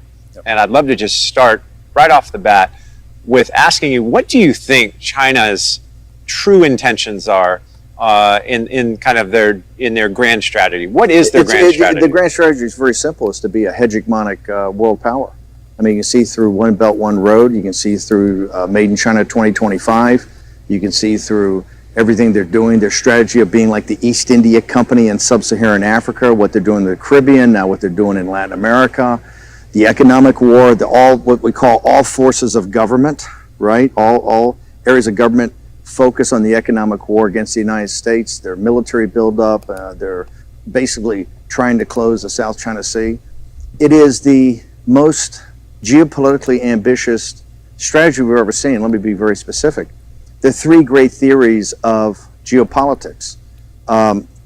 You've got Mackinder's theory of the Asian landmass. You have Mahan's theory of cutting off the choke points of the world's oceans. And you have Speakman's theory of keeping your enemy off of the Asian landmass. The Chinese are the only power in world history to ever try to do all three simultaneously. You know, Napoleon and Hitler and others tried to do the Eurasian landmass. Others, the British and the American empires, the British Empire and the American system we have today is built off Mahan's naval strategy, and then Speakman's is one from the early 20th century. What China is doing is with One Belt, One Road, trying to basically connect the old Silk Road all the way up to Italy. As we saw in the paper today, the Italian government, the guys in the 5-star, De Maio came back from Beijing. They had a huge thing about, hey, we want to end the One Belt, One Road in Italy where Marco Polo essentially left. We had a vote this week in the Maldives which really rejected what they're trying to do in the Mahan strategy of taking all the naval bases and choke points throughout the world. And then Speakman, what they're trying to do is force the United States, which has been a Pacific power, off of the landmass through what they're doing in the South China Sea, what they're doing around Taiwan. They want to push us back to Guam. So listen, they're the most, people have said for years to kind of cover this.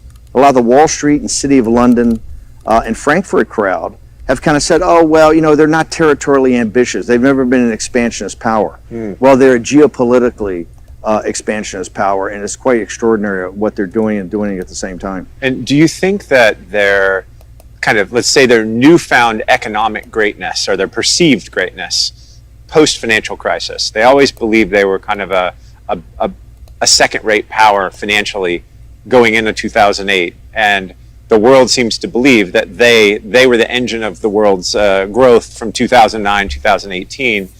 Is it that economic growth that they build their geopolitical assertiveness on, in your opinion? Listen, I think it's since time immemorial, the access to the Chinese market, kind of this mystery of the Chinese market, has always drawn in the West, right? Whether it's the British coming there at first with the East India Company, or later the China, schooners from the United States, right? The China trade. There was always this thing about China. What we've seen, and I happen to believe that the Chinese economic system is built on a house of sand.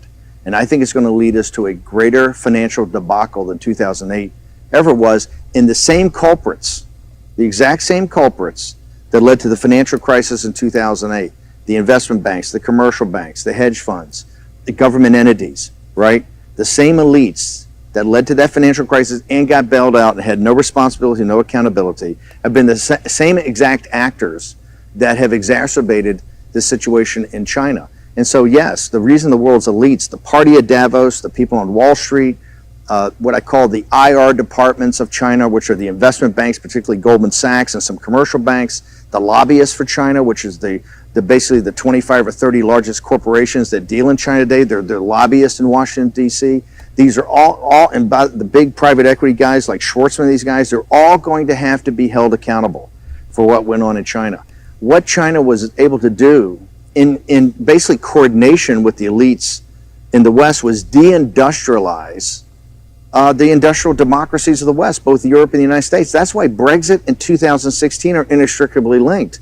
What it is the exporting of Chinese overcapacity and Chinese deflation in basic industrial goods. And so China has, and from the Chinese point of view, it's been quite brilliant.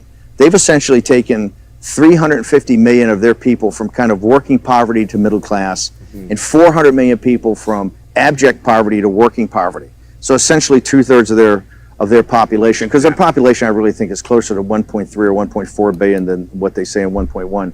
So what they've done is heroic in 30 years, okay, from a strategy point of view. But that has been exacerbated by the elites in the West, who basically kind of financed it and brought it along. In fact, the reason Trump was, I think, so special, he said, hey, this is not the way the world has to be.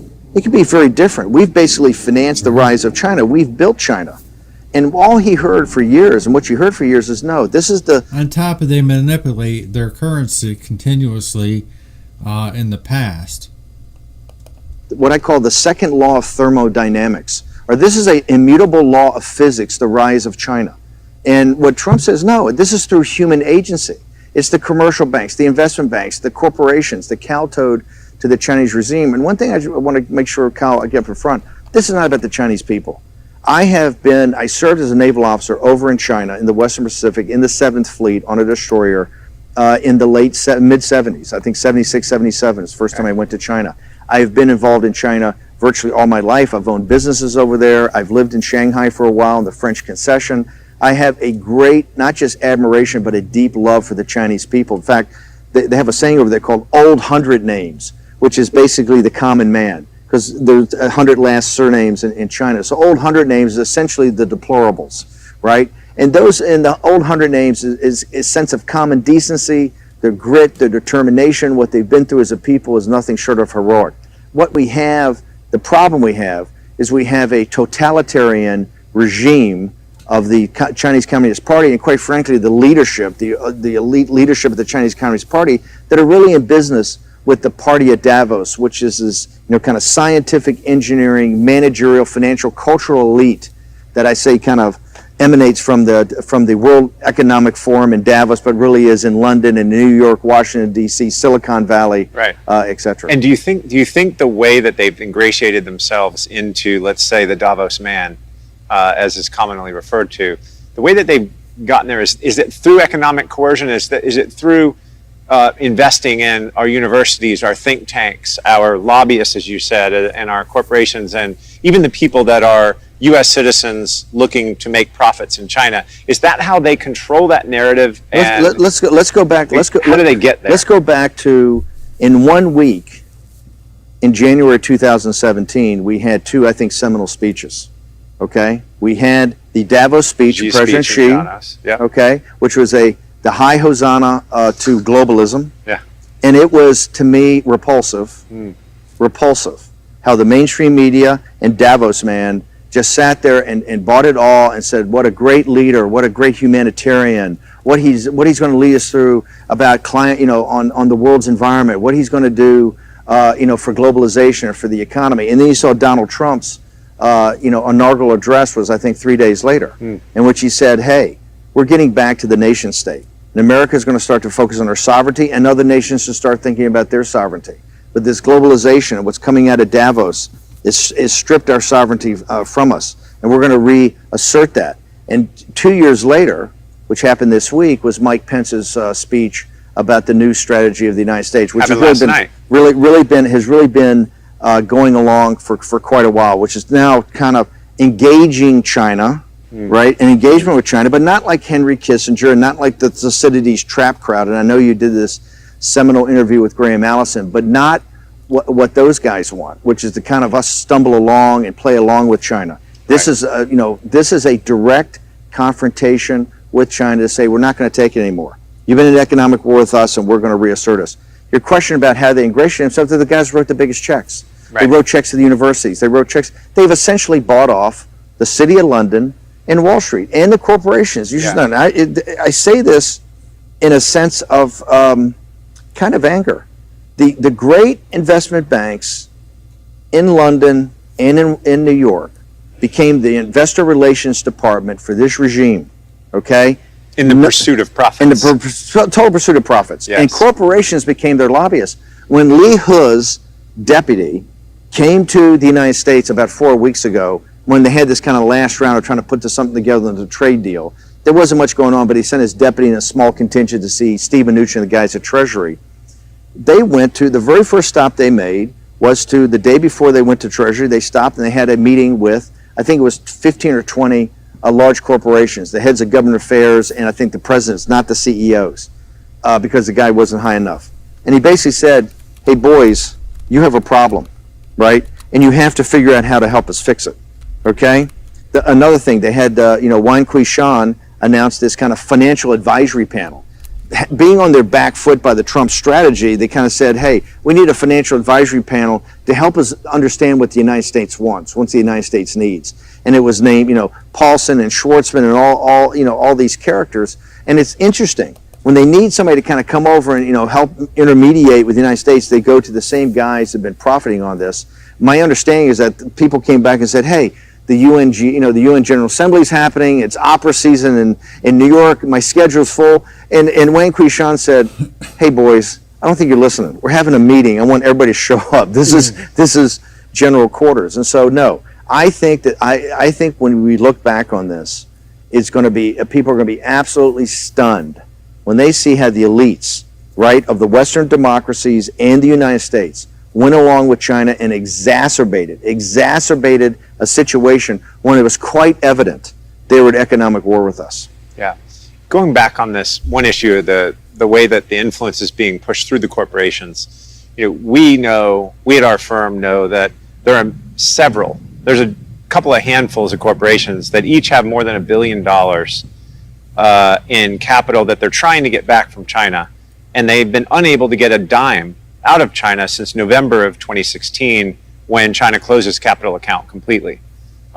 When you were in the administration, did you interface with any of these companies that were going through a lot of, pardon the pun, red tape, trying to get their money out of China? Listen, the very first thing. Did they come appeal to you? Yeah, I think this will be a big shocker to people. Remember, when Trump won in a complete, upset that nobody saw coming, and particularly you have this post-war, liberal, democratic, rules-based order, okay?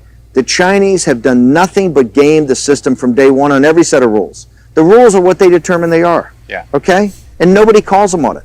because everybody thinks they're too weak. And so in the corporations, I think until the corporation's afraid to call them on it because, Absolutely, because they 100%. know if they say 100%. that we can't get our money out, they shut They'll their business off. be shut down. There's a quid pro quo. Shut down. They absolutely fear it. Look at when they came back on this whole, by the way, on the entire situation with the tariffs, and tariffs are just not about tariffs and not about protectionism.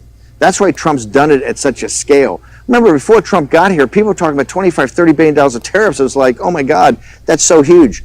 Trump's program is $500 billion in tariffs, right, to tariff goods, because he knows the Chinese can't respond. Correct. And here's why they can't respond. People. I've been with the credit union for quite a long time. Can't trust the banks either.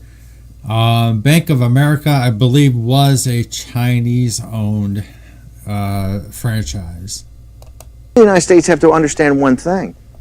The Chinese look at us as a tributary state to them, and let me explain that.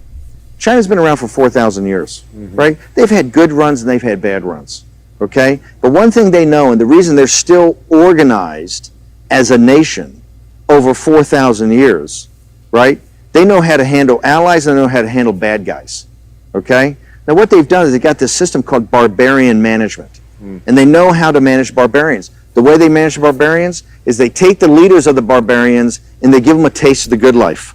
And you're going to be something special. You're going to get a special deal. Now what happens back into the tributary state is whatever happens, that's your problem. Right. Okay? So in the United States, what they have done for 25 and 30 years is played as a barbarian state, barbarian management. Okay? They incentivize our elites, and our elites deindustrialize, particularly the upper Midwest of this country. It's the reason Donald Trump's president.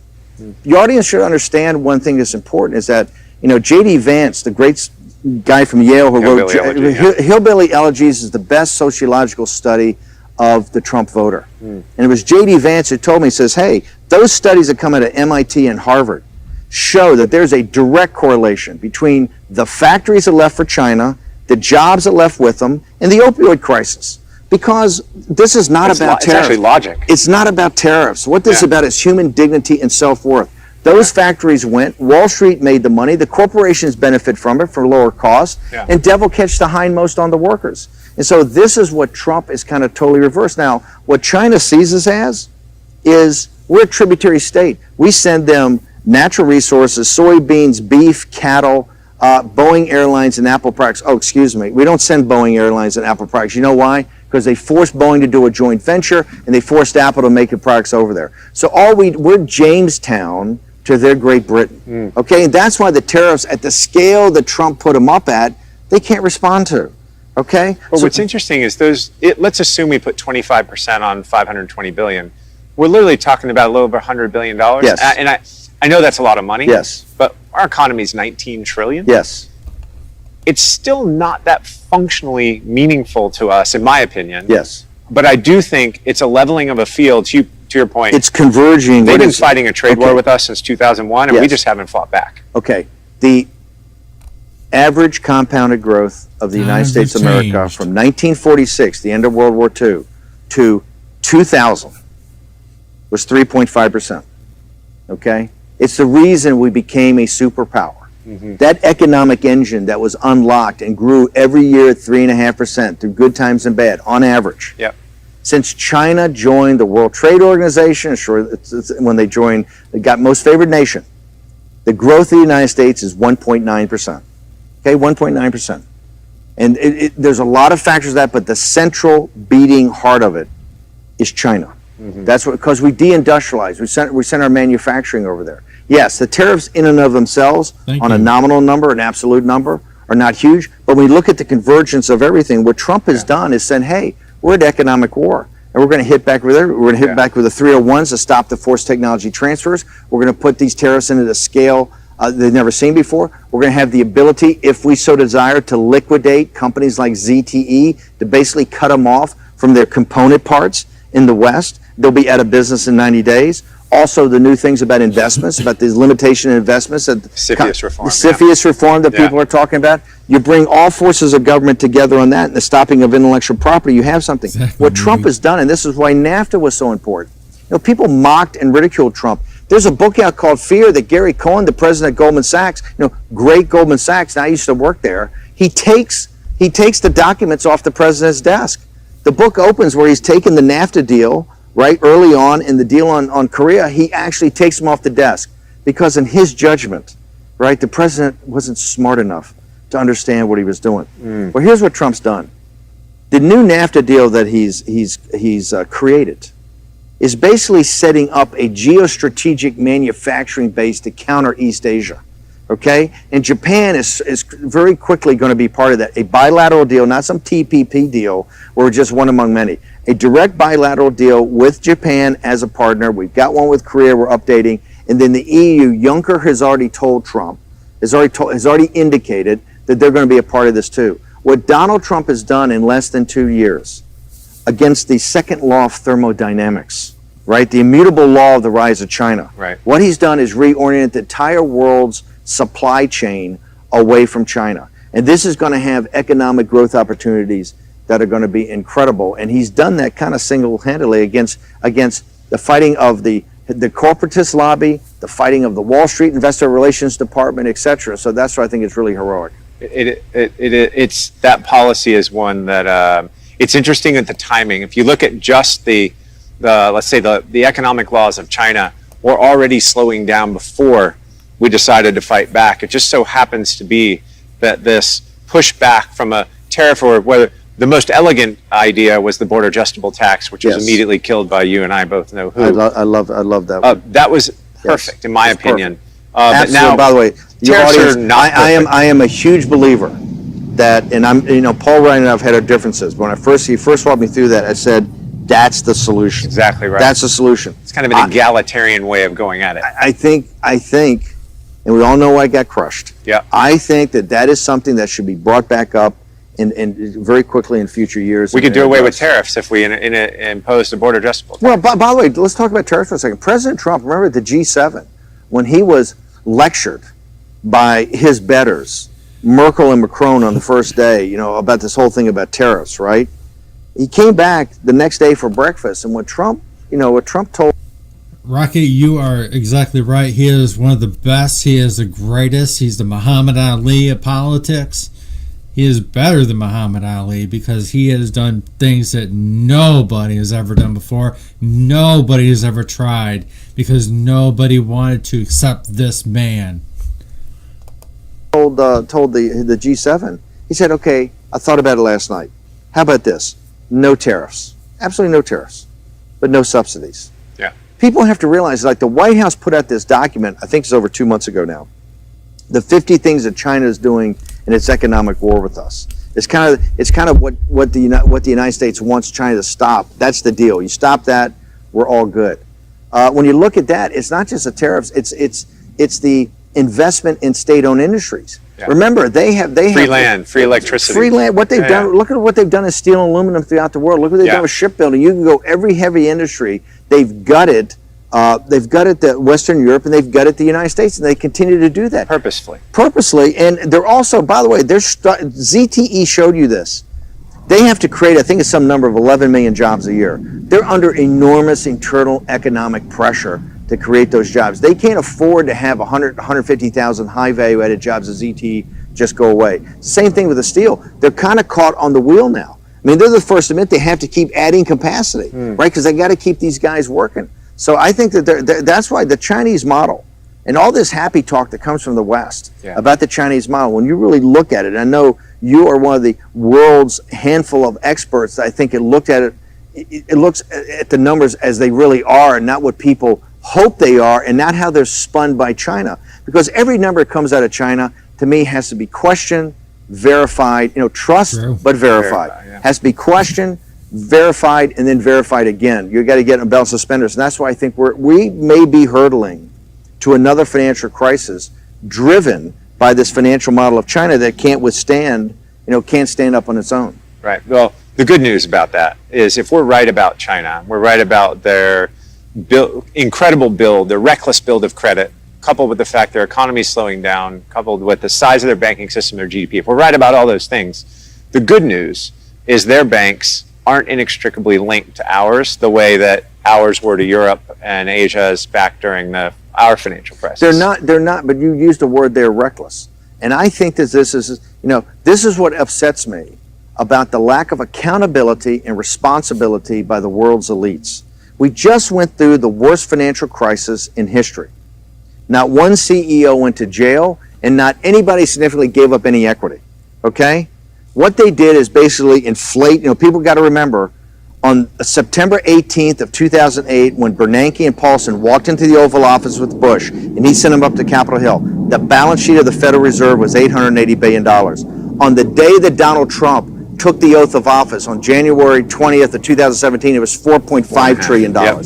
All we did in the Bank of England, ECB, Bank of Japan did the same thing. And the PBOC. PBOC. What they did is to save the elites, was to turn on the spigots of liquidity. So if you owned assets, if you owned real estate, you owned stocks, you owned intellectual property, you've had the greatest 10-year run in history.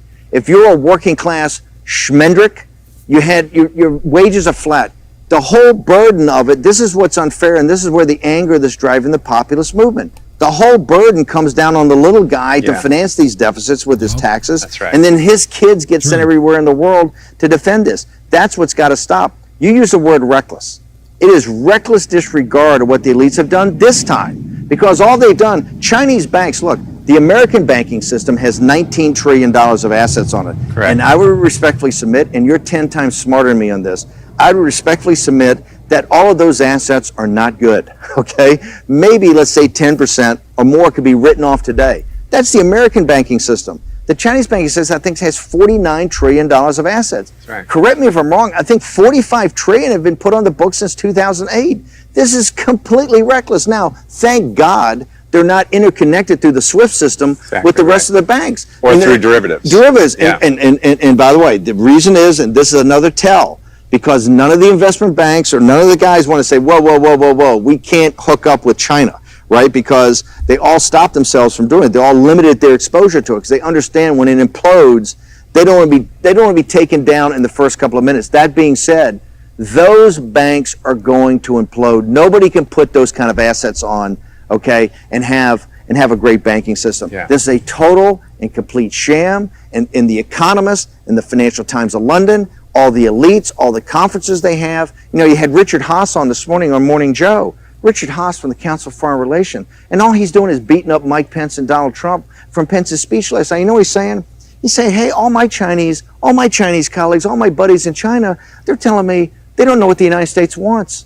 They came over here, they want a deal and they want to be our partner, but we keep moving the goalposts. That is reckless for him to say that. Yeah. He fully understands what the issues are, okay? And he sits there on a general news show in the morning that, basic voters watch and starts putting this stuff into their mind is unacceptable. I got to tell you, Kyle, that's what I think what you're doing here, what you're doing with your work and other things, there are a number of people like yourself that are sitting there going, this can't continue. And people are going to be held accountable for this. If the elites think they're going to skip on this one, it's not going to happen. The reason Donald Trump's president, the reason you're seeing these populist revolts, whether it's in Italy, Germany, France, throughout the world, in Brazil this weekend, okay, in Argentina, in Pakistan, is the reason is the little guy is fed up with a group of elites that know better, right, and to take care of themselves, they will play ball with anybody. You're right. And when you talk about the Chinese banking system, let's assume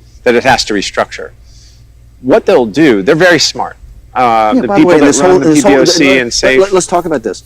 Here's how smart they are. When we went over with Trump's visit, remember, they didn't make any other changes. They weren't going to listen on anything else after that, except they would open up the finance sector. Says the spider to the fly. Exactly. They've already wrecked their financial system, and now you can invest. Now you can invest. Why why does the world not see this, Steve? The world absolutely sees this. They're starting to see it. Hang on. No, the Kyle, world's Kyle, economists are just starting to see this. No, Kyle. You are much too kind. You're a good man, okay? You've got to call it like it is. It's bullshit. Okay, they know exactly. You're telling me the guys in the Wall Street Journal, the Financial Times of London, the Economist, these smart guys in these think tanks don't know exactly what's going on? Some moron like me can look at the balance sheet of these banks and say, hey, guess what? I think we have a ticking time bomb, right? But you know what they say? But it's China. That's what I hear all the time. That's I agree with you, but it's China, so we're going to keep writing what we write. Yeah, that's got to stop. China must be, okay, we cut a deal with them in the late 90s. Welcome back, Scott. Remember, you had a spectrum back then of the China cheerleaders, the rational accommodationists, and the hawks. Okay, so let's talk about this. Back in 99, that was the pitch from the appeasers. And people have to understand it's both political parties. This is not about ideology. This is all Democrats and Republicans, okay? Yeah. When they're talking about China, they're just trying to figure out how to get more money in their own pockets. So the cheerleaders said exactly what, hey, it's China. Once we get them into the most favored nations, once we get them into the WTO, they're going to turn out to be liberal capitalists. They're going to, they're going to vote. Liberalize their economy. They're going to democratize. They're going to let us invest in everything. They're going to be middle class. Yeah. They're going to be. It's going to create a rule of law. It's rule of law. Rule of law. It's going to be nirvana, and they're going to be okay. So we know 17 years later. Guess what? They're a totalitarian regime, mercantilist regime. They've got a system that works for them, for the elite, for their regime, and it works well. Now you have two sets of folks. The cheerleaders are gone. Nobody's a cheerleader. You have rational accommodationists and you have hawks. Rational accommodationist has got a new name. It's Thucydides' trap. It's your buddy Graham Allison and Henry Kissinger. And here's the great concept they got. Okay, their great concept is America's a declining power. China's a rising power, like Sparta was, or Athens was a declining power, and Sparta was a rising power. Yeah. And what you have to figure out to avoid a global conflict, which is like 16 times in world history this has happened, and 12 times they just weren't wise enough to take it. What has to happen is the declining power can figure out how to nudge the rising power to kind of get into their system. Now, you'll always be the junior partner, but you'll make the big guy kind of work with you and everything will be happy. This is the exact same nonsense from the exact same people, from Allison Graham and from Henry Kissinger, that they spun on Nixon in the late 60s about Russia. Let's go back in time. Yeah. The same exact pitch. Russia's a rising power. America's a declining power. And what we have to do, we need détente. We need rapprochement. We need to let them have their sphere of influence. It was bullshit then, and it's bullshit now. Ronald Reagan came in and said, hey, you know what? How big is their economy? And they said, Russia's economy is the size of California. Yeah. He says, why do people fear him? The very first thing that Andy Marshall at the Net Assessment Group in the Pentagon and Bill Casey, the CIA, did was do a complete analysis of the Russian economy, and they found out it was only half as big. Oops, I have a miss. 50% bigger. And they were desperately short dollars. Desperately short of dollars. This is the whole thing that always happens. Exactly where China is. It's because they did the exact same thing in China. They put it into military spending that was not productive. So here we go with the exact same set of guys. And what they tell us 40, 50 years later, hey, America's a declining power. China's a rising power. And I look at it, it's the exact same thing. They have an economy with no dollars. Here's the point I make to them. How about this? How about we stop being a declining power? That is not a law of physics. A process that manages us to decline, okay, is not a process I accept. I am looking for a leader to step up and make America great again, okay? And that's Trump's basic pitch. And guess what? In 2 years, he proved the Chinese are a paper tiger. When you think about, again, their grand strategy, our pushback, and where we are in the globe today, what do you think China's next step is? If you were predicting what their next step would be, given our assertiveness that we've stepped forward on the economic, call it, side of the coin, and pushed in some tariffs and are starting to reassert ourselves. You see, what do you think they're going to do? Number one, they want regime. What's textbook? They want regime change in the United States. They believe they have a 80% chance of getting Trump, winning the House, doing whatever they need to do with psychological warfare, with money, with whatever they have to do to basically thwart Trump and lose the House of Representatives, see him impeached this year, and 100% probability they'll beat him in 2020. Number one is the removal of Donald J. Trump as President of the United States. Okay. Because they say that is the railhead of everything that's happened to us badly. And we've got to get a globalist in there. Their game's just to wait him out. Not just wait him out. I think take active measures. Now, yesterday, Pence said yesterday, and Axios and other people reported there's classified information that shows the Chinese involvement and real meddling. This is not some Russia guys on Facebook. This is the real deal, because this is all the chips in the middle of the table. That's number one. Number two, I think what you're seeing, the Italians said today that hey, China's going to be our big buddy. I think you're going to see a double and triple down on One Belt, One Road. I think you'll see a double and triple down on Made in China 2025. I think you'll see the East India project in sub-Saharan Africa, the Caribbean, in Venezuela, in Latin America, I think they're going to double and triple down. They got a lot of R&B to spend, right? And if a guy can take R&B, but no one's going to take R&B. This is going to be the great question we're going to have in front of us. Because they're in the Gulf right now, they're all over the UAE, they're all over Saudi Arabia, they're all over Qatar, they're all over every resource area in the world, from Argentina to sub-Saharan Africa to South Africa. And they're going to try to see it geopolitically. The number 3, because remember, in the great textbook that they put out and basically printed in English. And what did I just tell you? Exactly what he told you a couple years ago. In the late 90s, written by these 2 brilliant colonels in the Chinese War College, called Unconventional Warfare. Unconventional Warfare. Admiral Liu? Yeah. It's a book that should be read by everybody. Is that because it laid out China's strategy. They said there's 3 types of warfare. There's information warfare, there's economic warfare, and there's kinetic or kind of guns up warfare. And what we want to do is avoid kinetic. Because the one thing America can do is kick your ass, right? So we want to avoid that, okay? And so let's focus on information and economic warfare. And they've run the tables. I mean, it's textbook. You go back and read that. They've done exactly what they said they're going to do. I think and I believe that given the fact that Trump is now converging all forces of government power onto the economic warfare, and they are taken back, and the regime is under huge pressure, because I believe the Deng Xiaoping faction and others, even at the highest level, who believe in collective leadership, have said, hey, what we have here is a cult of personality. You mean the ones that haven't been jailed or killed yet? The ones that haven't been jailed or killed yet have sat there and go, Deng believed in working with the West. Yeah. Deng believed in reform. Deng believed in opening up. But Deng believed in being a good partner, and particularly keep your lights down. Don't get up in somebody's grill. That what they see with Xi is a return to the cult of personality of Mao. Yes. And he's under tremendous pressure internally. I believe, I said on my radio show, and everybody quotes me on this, back in, I think it was 2014 or 2015, that in 5 years we'll be in a shooting war in the South China Sea. As a 22-year-old naval officer, I was on patrol in the South China Sea on an American destroyer. Okay, and I said, where in the hell am I? Right? You know, what is this place? Because every tanker in the world coming through the Straits of Malacca, from the Persian Gulf, you got every huge tanker, you got every boxcar. It's a super highway. 40% of China's energy needs come through the Strait of Malacca. I think it's 1/3 of the world's trade, $5 trillion. It is. My point. This is a super high. When people say the South China Sea, here's what you got to understand.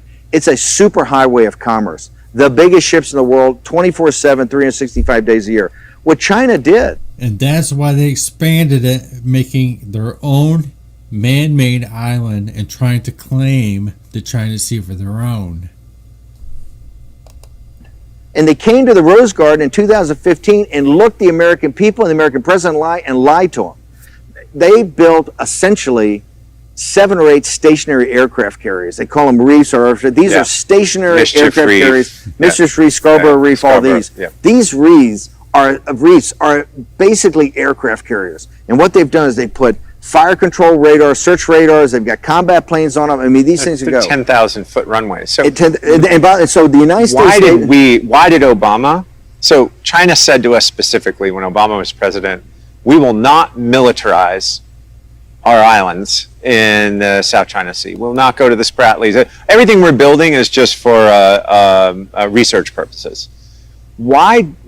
How do we engage China now that we see that every single one of these islands, whether it's Fiery Cross or Mischief or the others, have 10,000-foot runways, anti-missile batteries on them, and all of the weapons that they said they never put there. Now they're landing nuclear bombers there.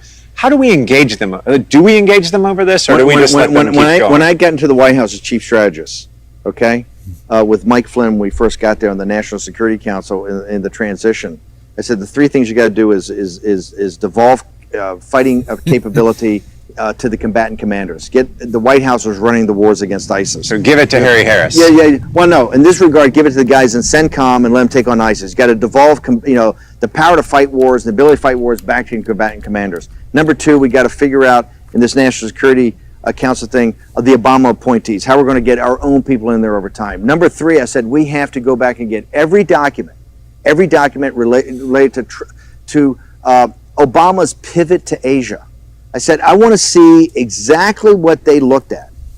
And people should know, in the White House, I worked 7 days a week, 18 to 20 hours a day, okay? 50% of my time was on the pivot to Asia. Why Obama did it, what we were going to do to counter it. It was Kurt Campbell's. And Kurt Campbell. Here's what I found. I thought it'd be a whole room full of documents. It was pretty thin. And what I found is that the United States itself, it was not really engaged institutionally against China. You had some great people, but there wasn't all forces that kind of thought through, hey, an economic plan or a war plan against China to engage in this economic war. In fact, what you saw, the entire pivot to Asia became, I think, putting a Marine brigade in Darwin, Australia. Was basically the issue. So Harry Harris was a guy, everybody told me Harry Harris is the man. So I got Harry Harris back, Admiral Harris back. I spent, a lot of time with him getting schooled on exactly what's going on. And the one thing I found that was shocking is that the South China Sea, when I was a young naval officer, we went through the South China Sea, guns up, radars up, everything moving. It's called free navigation. We did in international waters what we want to do, when we want to do it, because we're the United States Navy. Okay, we keep the sea lanes free. What I found out now is they got these reeds, everything like that. In China, we only go through in what's called safe navigation. You go through with your radars off, no fire control solutions, like a good little boy. Just kind of go, and you're basically asking their permission to go. The South Really? China, I was unaware. the South China, they consider when they lost in the international court, China considers the South China Sea to be an internal sea to China. I know. They the nine-dotted line of 1949 the nine-dotted line is a joke. They think it's a territorial sea. I know. They are not prepared. The first thing they'll tell you that the territorial integrity and the sovereignty of China is not to be questioned. Not to be questioned. And they consider that nine-dot line, the more people put it into documents, the more people put it on TV shows, the more people that re-infer that meme they want, because they believe that that's reality. Yeah. You ask me what's going to happen? The South China Sea, I said on my radio show 5 years ago, being a shooting war. The South China Sea, the situation in Qatar and the Persian Gulf and the South China Sea are the two greatest hotspots in the world for a global conflict to start, okay? Yeah. Not Korea.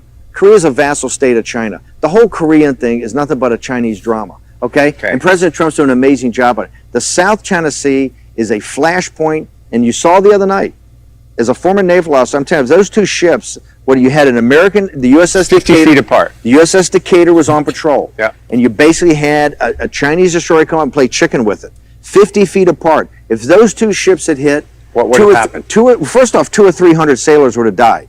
Okay? Absolutely. If those two ships had hit at the speeds that they were going, the relative speeds they were going, we would have had a catastrophe. Okay, now I don't know what could have happened to the weapons or what could have happened to the fuel, but I'm telling you, at the speeds, what the Chinese did was reckless. And that was a challenge to us. Remember, what the Decatur did was go 12 miles from one of these reefs. Okay? Now, what the Chinese say is within 15 miles is their territorial water. They said it was a violation of their sovereign territory for the United States Navy to come 12 miles off a reef that they built into the South China Sea. My recommendation is I think the President of the United States, Donald J. Trump, who to me has been very even-handed with China and really, tried to build a relationship. I think you ought to give the Chinese 72 hours to take every radar, every offensive thing on a military, all the jets, everything out of the runways, everything off the islands. You get 72 hours to take it all off. And on the 72nd hour and 1 minute, the United States Navy is going to go in there and take it off for them. And then I think they ought to take those reefs and they ought to dismount them and turn them back into international waters. They say the United States is provocative by putting the United States Navy back into the South China Sea to keep the sea lanes open. I happen to believe where this relationship is going and the lack of a real response the Chinese are going to have, that they're going to try to do something provocative in the Sorry about that. It needs to be adjusted. South China Sea to try to initiate a response. And I think the president ought to be proactive on this. I think you ought to tell him to get 72 hours. If you don't take it off, we're going to take it off for you. And then dare them to stop the United States Navy from going to do it. Wait, you're saying go to a kinetic conflict in 72 hours in a minute? I didn't say go to a kinetic conflict. What I said was if we go try to take this off, they're not going to let that happen. The international courts ruled that it was inappropriate for him to be there. Why don't we enforce that? The party at Davos, when she came and gave that great speech at Davos, they all jumped up about. They failed to say, you just mentioned, they looked the people of the United States in the eye and lied to them from the Rose Garden in 2015 with the President of the United States right next to them. Okay, and no one called them on it, and never called them on. And then you saw when the international courts came and said, "Hey, this is totally unacceptable. There's no argument for it. It's got to be undone." They just sat there. What they've sat there and said, "Hey, there's our territorial sea." Now I realize people saying, "Bannon, what kind of crazy whack job are you?" It's somewhere, and we don't even know where it is in the South China Sea. We're going to go to war. People have to understand the global economy, and I'm a nationalist, okay? But the health of the American economy is based on trade. You know, populists and economic nationalists are not anti-trade. They're anti this radical concept of free trade when you're trading with a totalitarian mercantilist society. Right. What Trump wants and what he said from day one is fair trade and reciprocity. Okay, reciprocity. And I think now we're going to get down to it with China. You know, China's going to have to understand that Donald Trump is never going to back down on this. Yeah. Okay, he's a fair man. Okay, he's a decent man. He's tried to work with them. But the days of the United States being pushed around with this are over. Oh. Let me ask you a provocative question then. If we were to go How do we get any more provocative? I said we're going to war in the South China Sea. It's just the derivative of that. We're just going even more. Along here I'm actually just going the other. It's equally as provocative. Okay. What if we were to just take our 7th Fleet and go home? Here's the thing: people have to remember. I think it's very important for people to remember that the United States is a Pacific power. Yeah. I mean, the whole development of this country, the Transcontinental Railroad, the whole West Coast. The West Coast, we are inextricably linked to the health of Asia's economy. Well, Article 5 protections of Japan would be a real issue, but I say that because if we were to have to go to, let's say we were to get to the point where we either had to go to war or had to come home. Coming home is not an option. Not an option. Not an option. The world would be would get to be an incredibly dark and dangerous place. You know, you could have appeasement there. You could have a Munich, right? You could have people say, "Hey, let's just pull out." They built the islands. They're a rising naval power. It's really we don't want to fight. We don't want to. And look, listen, one of the cores about Trump's, it is non-interventionist. However, what America First stands for, national security, is where it's in the vital national security interest of the United States. It'll be in the vital national security interest of our local partners. That's what America First means. Trump is not going around the world looking for fights. He's trying to calm things down with Russia. He's trying to calm things down in Syria. He's trying to find a solution in Afghanistan. He's trying to find a solution in Korea. He's trying to find a solution in Venezuela. And your viewers should understand. And he did it. And Donald Trump didn't create any of this. Yeah. This is Richard Haas and all the fucking geniuses, okay, of the party of Davos. They're the ones that dumped Korea. They're the ones that dumped Afghanistan and Venezuela and China on his lap. What Trump is saying is that America First, our allies will be in their vital national security interests either. And you can go around and talk to Singapore and Thailand and Indonesia and Australia and ask them, hey, does an American naval presence in this neighborhood a good thing or a bad thing? Yeah. And they will tell you, no, it's a vital thing. We need America, and we need America here, because if we lose the South China Sea, we will lose any type of commerce, trying to control the whole place. And the Chinese understand that. That's why they're trying to push us out. And they're starting to already have the psychological warfare of exactly that.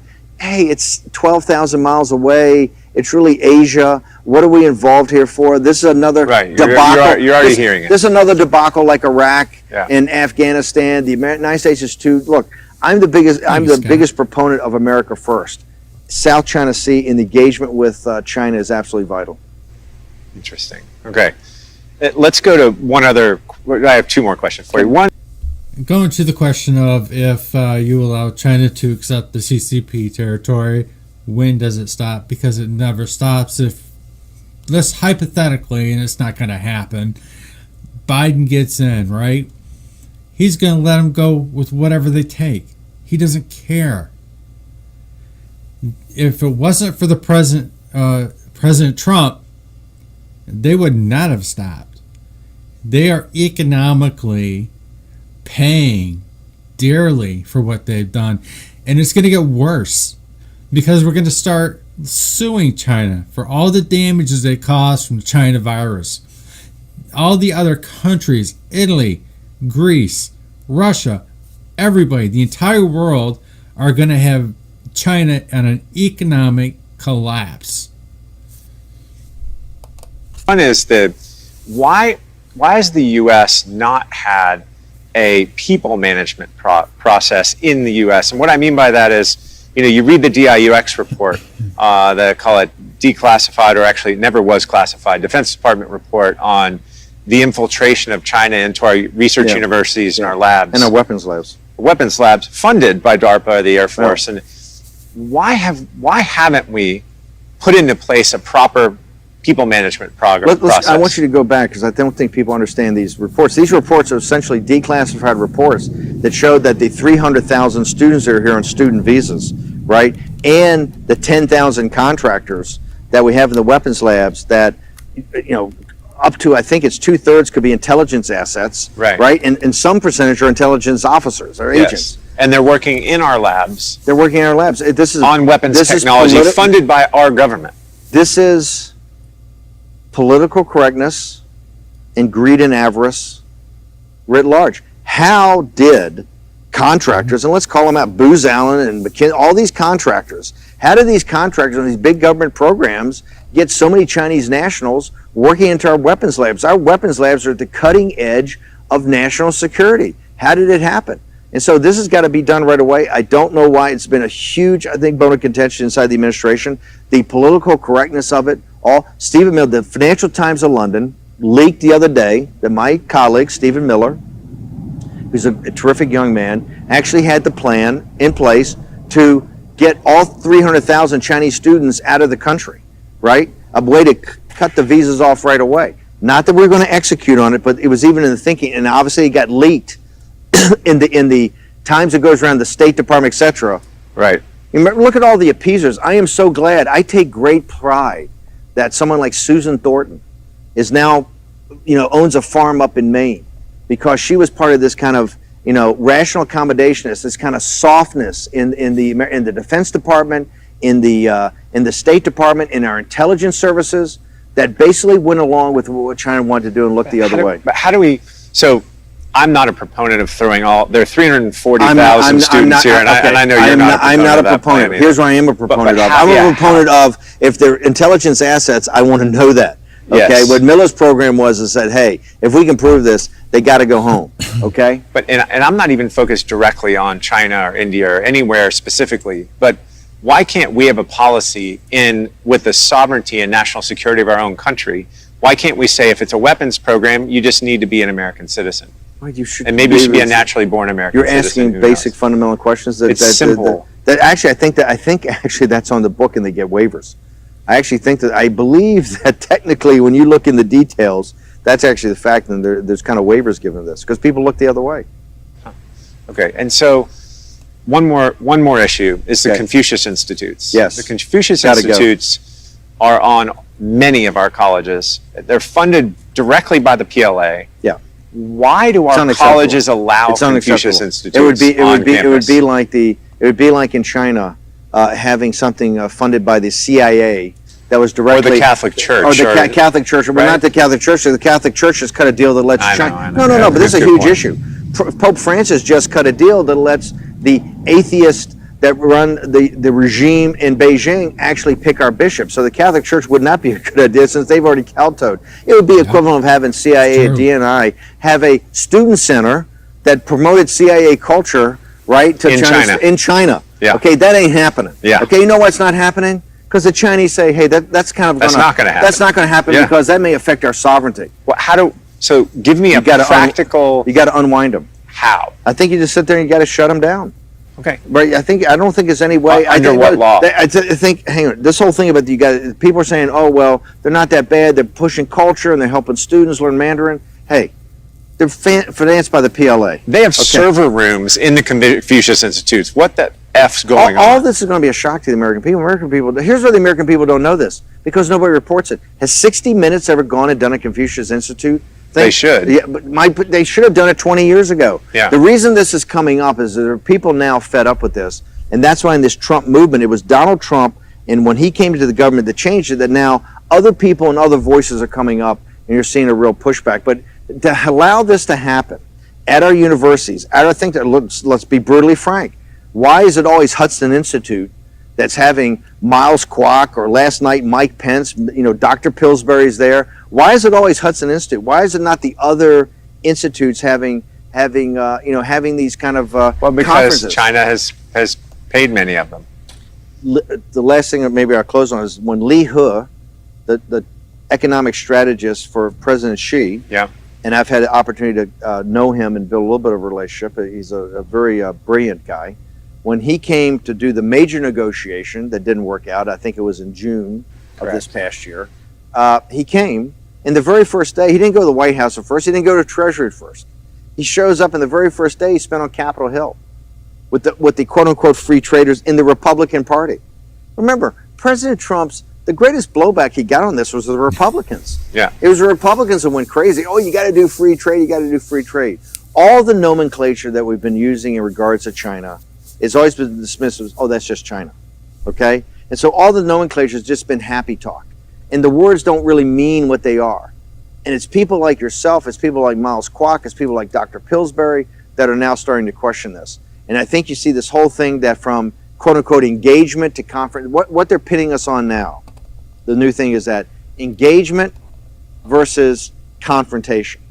And we're being painted as the war party, right? We're the crazy guys who want to go to war. No. What we want to stop is an economic war that's been against the United States. And if you look at the group that's in the engagement process, all they've been in is being tapped along by China in these strategic economic dialogues that didn't go anywhere for 25 or 30 years and put us into the place where we were deindustrialized by a predatory power. And China's predatory capitalism is what they stand on. And so I think I couldn't be prouder that President Trump, and I think that speech, for people who have not seen that speech is going to go down in history as an inflection point, because Mike Pence yesterday, the Vice President of the United States, essentially threw down and said, hey, no more games. Yeah. We understand what you're doing. We understand what you're up to. We understand you have you have a full force of government against us, and we're going to counter that, and we're going to win.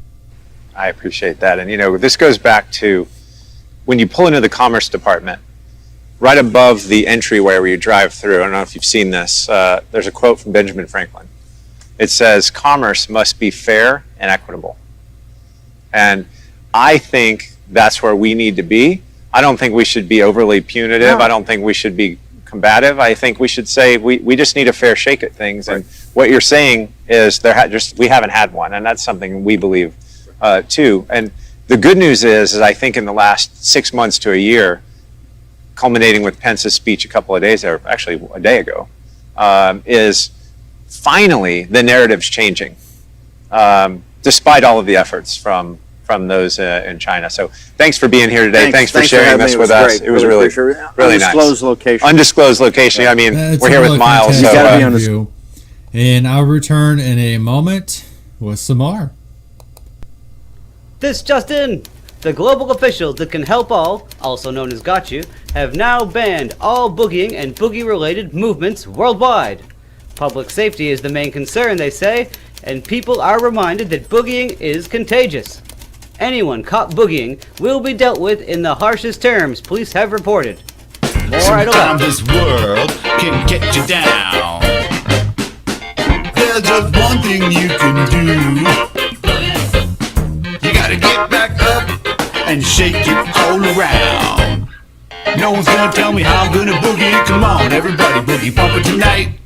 No one's gonna tell me how I'm gonna boogie. Come on, everybody boogie bumper tonight. No one's gonna tell me how to boogie. Come on, everybody boogie bumper tonight.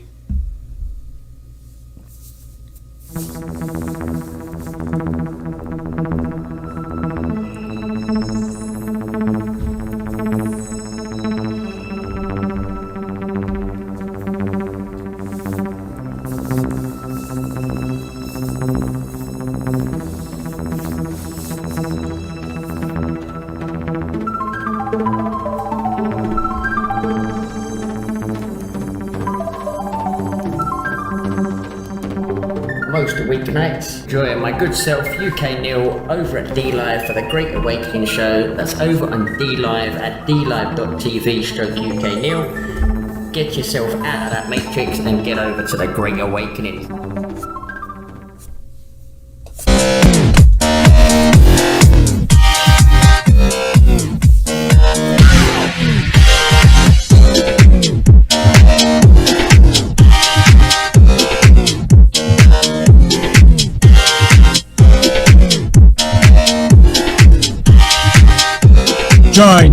Frosty the Iceman, Sunday night, 7:30 Standard Eastern Time on Twitch, Twitter, Periscope, and Facebook.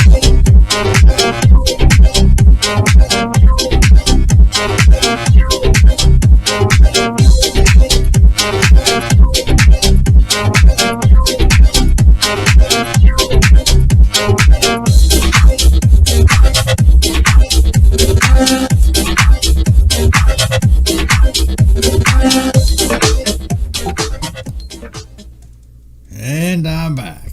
I hope you are enjoying this presentation. And I got some announcements for next week's guest near the end of the show. Right now, I wanted to present another one about China, the economic reality. It's a China night. Make sure I got the right one. Yep, there we go.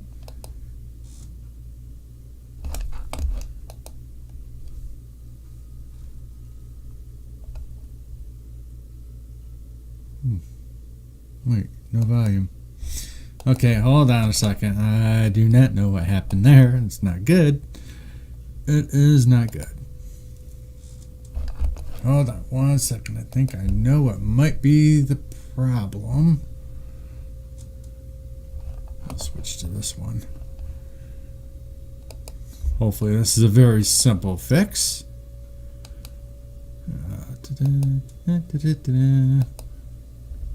Okay, let's see if this one works. That one works. There we Welcome, go. and it's an exciting time to be with Michael Pettis from Peking University. Those of you that are avid China watchers, Michael has a very strong voice and a voice that many of us follow. So I've been looking forward to getting to spend some time with you, Michael, and talking about. Thanks very much. Talking about something near and dear to my heart, which is both kind of gross and net capital flows. And I know to the Real Vision universe, that might sound like an arcane subject, but it's really basic. It's actually very basic as far as how capital flows around the world integrate or interfere with China, and would love to begin by getting your view of when you compare China's current account surplus over the last decade to its kind of it's been sliding down into, call it net zero and even a deficit. And I believe it's being made up when you look at the numbers by basically investment flows into China via Hong Kong. How do you see that evolving over the next 5 to 10 years from today? What do you? This was actually aired in October of this year. Expect capital flows from the current account and then capital flows from the investment account to look like over the next few years? Well, I've been arguing since last year that the claim many economists have made, which is that China's current account surplus is going to contract at some point into deficit, I think is based on a bit of a misunderstanding or based on straight line projections that don't really apply.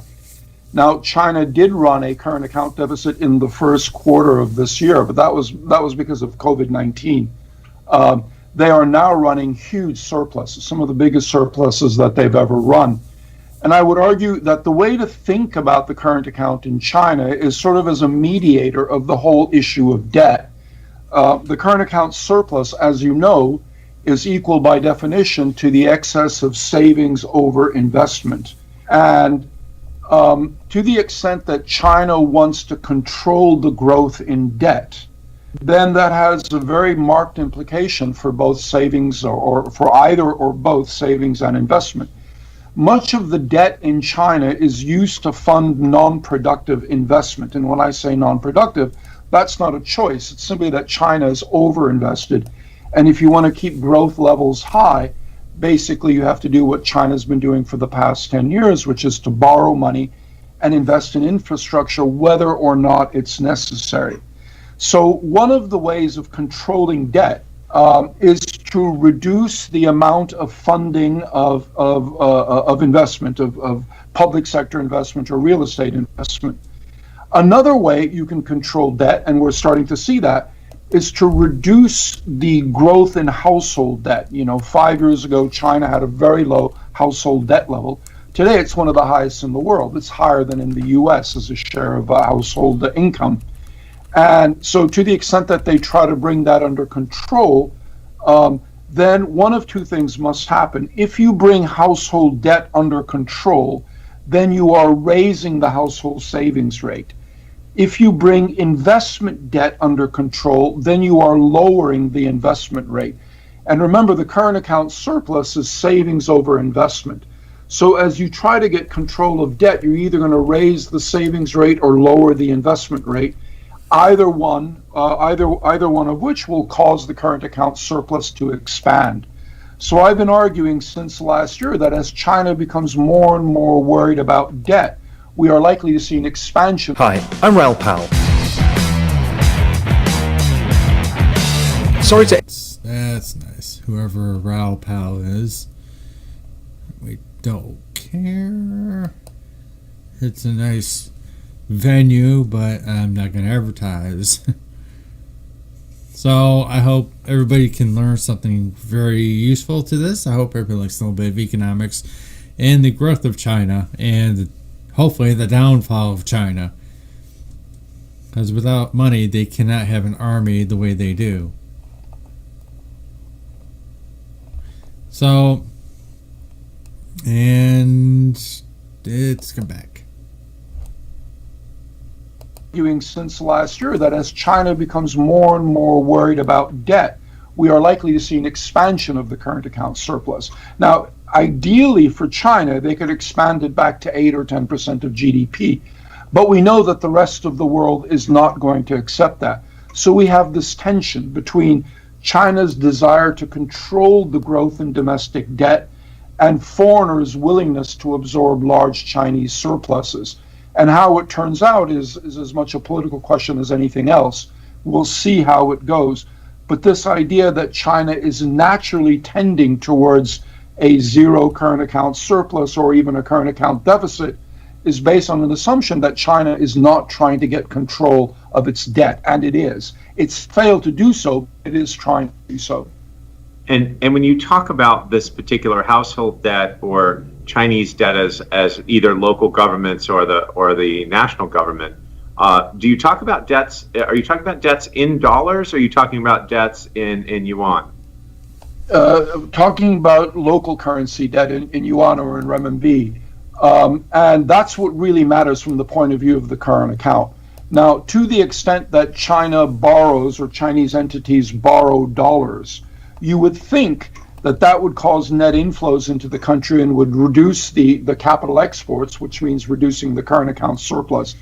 But remember that the PBOC, the Chinese central bank, manages its currency and has managed it pretty strictly.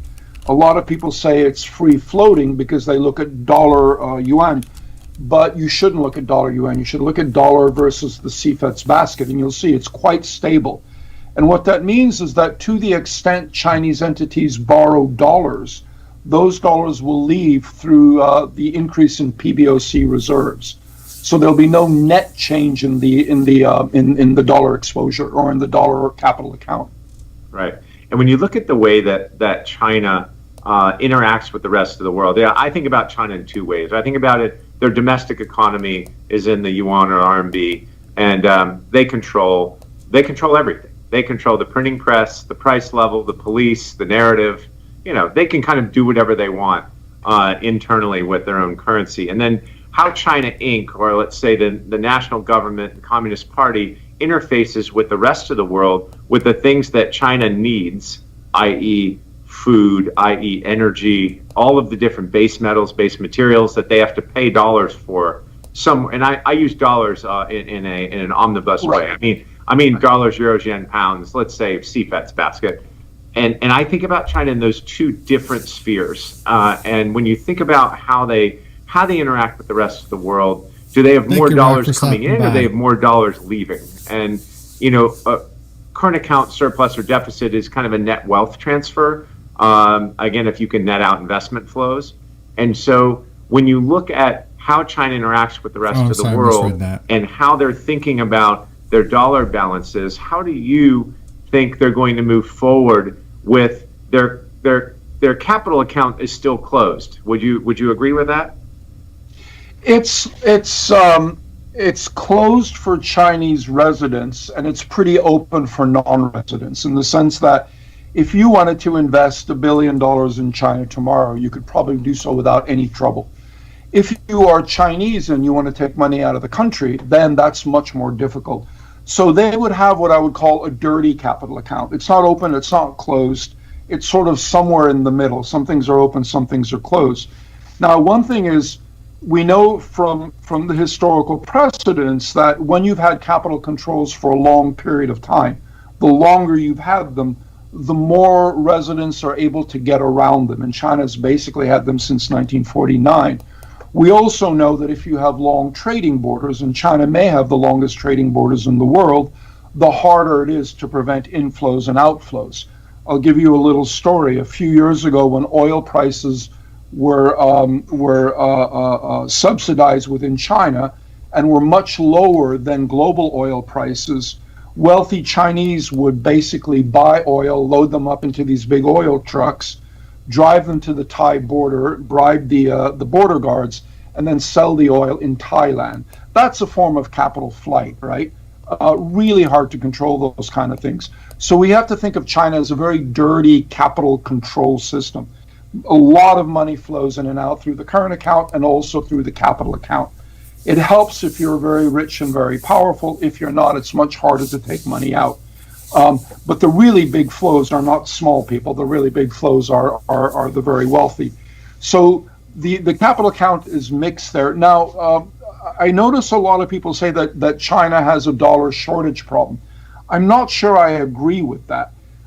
China earns quite a lot of money through the current account, particularly in the second and third quarters of this year. We've seen an explosion in the trade surplus. And it is probably a net recipient on the capital account. Now, you might argue, but that's not true, because if that were the case, reserves would have to go up. And reserves have been pretty flat since 2016. And I would argue, I want to be very careful about saying this because we don't have proof. But if you look at the data, it looks like there's been an increase in dollar inflows into China, and it's not showing up in the reserves. It's showing up in the dollar exposure of other financial institutions. And there are some people who are suggesting that this represents sort of hidden intervention in the currency and a hidden accumulation of reserves. Again, you can't prove it one way or the other, but we are seeing Chinese entities increase their holdings of US dollars quite dramatically, particularly in the last 4 to 5 years, but basically since 2017.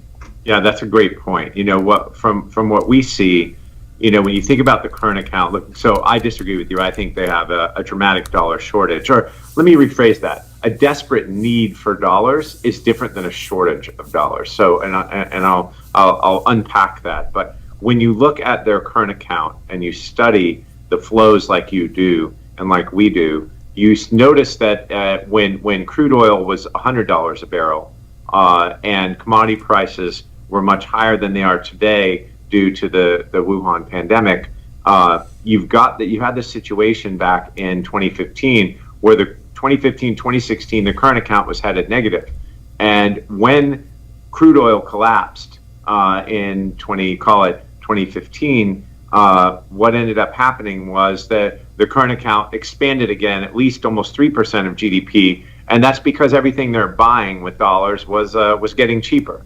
How much of that effect is contributing to their current account in the last couple of quarters in your mind, i.e. with the commodity prices being down, and now they're headed a little higher again, but you know, we still have $39 crude oil, which is one of the major I think inputs to their current account, either positivity or negativity.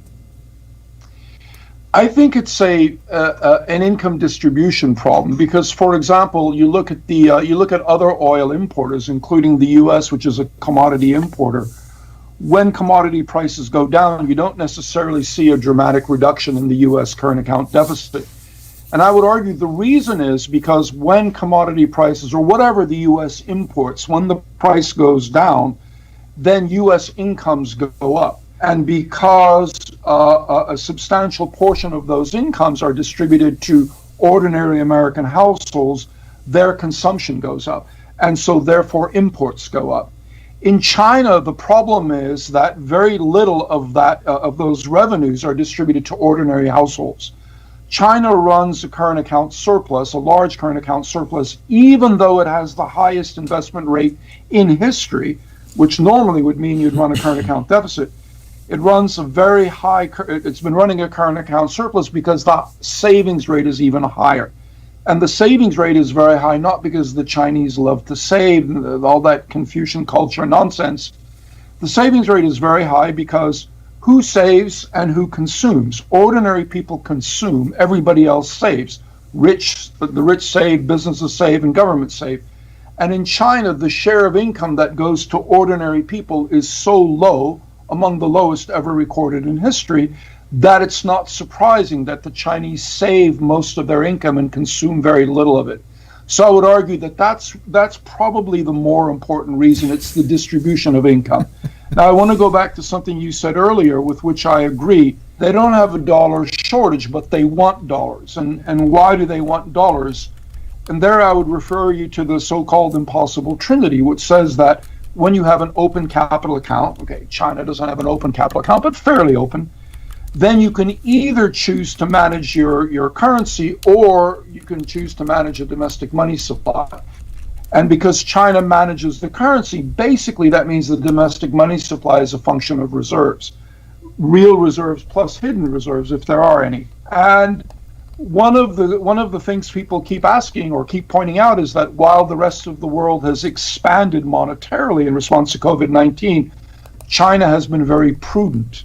And I would say, no, they haven't been prudent. The fact is, if you manage your money supply, if you manage your currency, you can't expand the domestic money supply unless dollars are coming in. And that's why I would argue China has been so eager to encourage guys like you or anybody else to invest in China, because that's the only way they can expand the domestic money supply. That's a perfect point. You know, you say encourage, one could say manipulate. And what I mean by that is, you know, the hundreds of billions of dollars of capital flows that have come into China have somewhat been involuntary as far as the U.S. is concerned. And I mean that by looking at the MSCI global indices, at the FTSE bond indice inclusion that we just saw just in the last 2 weeks. What China's been able to masterfully do is coerce index managers to add them at very large percentages in various global indices to get in front of passive investment flows. So they have hundreds of billions of dollars of U.S. capital, Western capital, flowing into China somewhat involuntarily for anyone that's indexing either in the equities or the debt indices of the globe. And it's been a masterful coercion, in my view, to have I believe it's a completely closed capital account. You say it's fairly open, but when I look at the SWIFT data and I net cross-border currency settlement now running about 1.7% of global currency settlement is RMB based. But if you net out settlement with Hong Kong, it's a zero. No one around the world accepts RMB as payment for anything. And I mean on any scale. So I believe you have a fully closed capital account, and you have this scenario where what they're doing is setting up pipes for dollars wherever they can, right? And so how do you respond to that view? Well, I think they certainly look like they're eager to encourage inflows as much as possible.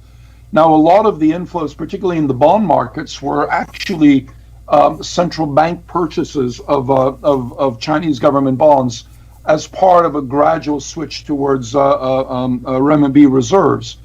One of my former students has tracked that, and he just sent me a message today saying in the last 2 years that's declined a lot, but still about a quarter of bond inflows into China are central bank central bank purchasing for reserve purposes. Now, what I tell my clients is that as long as total foreign participation in the stock and bond markets is quite low, then I think there is no real concern about moving money in or out. What I argue, and before I moved to China, I ran trading desks and capital market desks on Wall Street, focusing on Latin America. So I have a strong developing country background. What I argue is that developing countries are really vulnerable to inflows and outflows. And as long as the inflows are quite small, then the chances of being prevented from leaving are quite low. But should the total amount of portfolio inflows become a significant portion of reserves, of real reserves, then I would say I would start to worry about the ability to leave when I needed to leave. But for now, I think the total portfolio inflows in China are about 800 billion. If you assume a couple of $100 billion are central banks and they don't really move in and out, then you might get, in a panic, 200 or 300 billion leaving. Is that manageable? I suspect dollars held by banks controlled by the PBOC are greater than that amount. So they'd be able to support those type of outflows for now. In 2 years, I probably have a very, very different argument. But for now, portfolio inflows are still quite small, and Beijing is extremely eager to encourage inflows. Yeah. I'm going to go back to something you said earlier about call it long borders and long trading borders that I guess beget a potential porous relationship with capital. As you said, it's small amounts of capital, but if the border's long enough and it's enough people participating, it could be a problem. How do you think about the Chinese government's push for things like Alipay and WeChat Pay or WePay, both within China and then in other Belt and Road countries? I don't want to go somewhere where you're not comfortable talking about.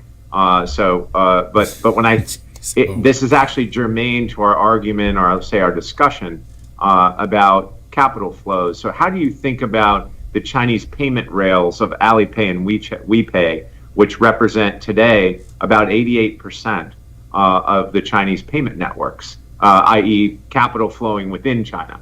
How do you think about their push to go to more of a cashless society, and is it Orwellian in your view?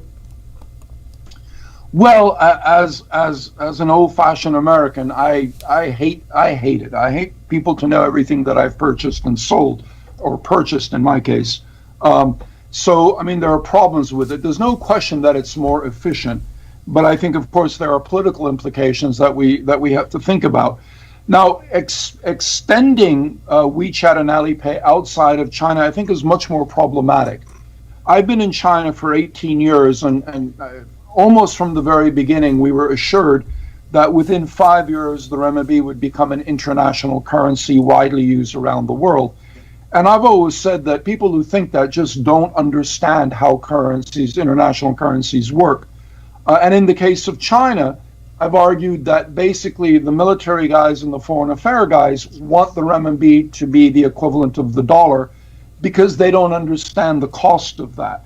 But the PBOC, pays lip service to it, but they've never done what's necessary truly to make the international to make the renminbi an international currency. And I don't think they're ever going to do that. And the reason is because we know developing countries are incredibly vulnerable to massive inflows and outflows. And we also know that if you have a terribly rigid and basically insolvent banking system, then you should not allow massive inflows and outflows. And the Chinese banking system, let's be honest, is insolvent.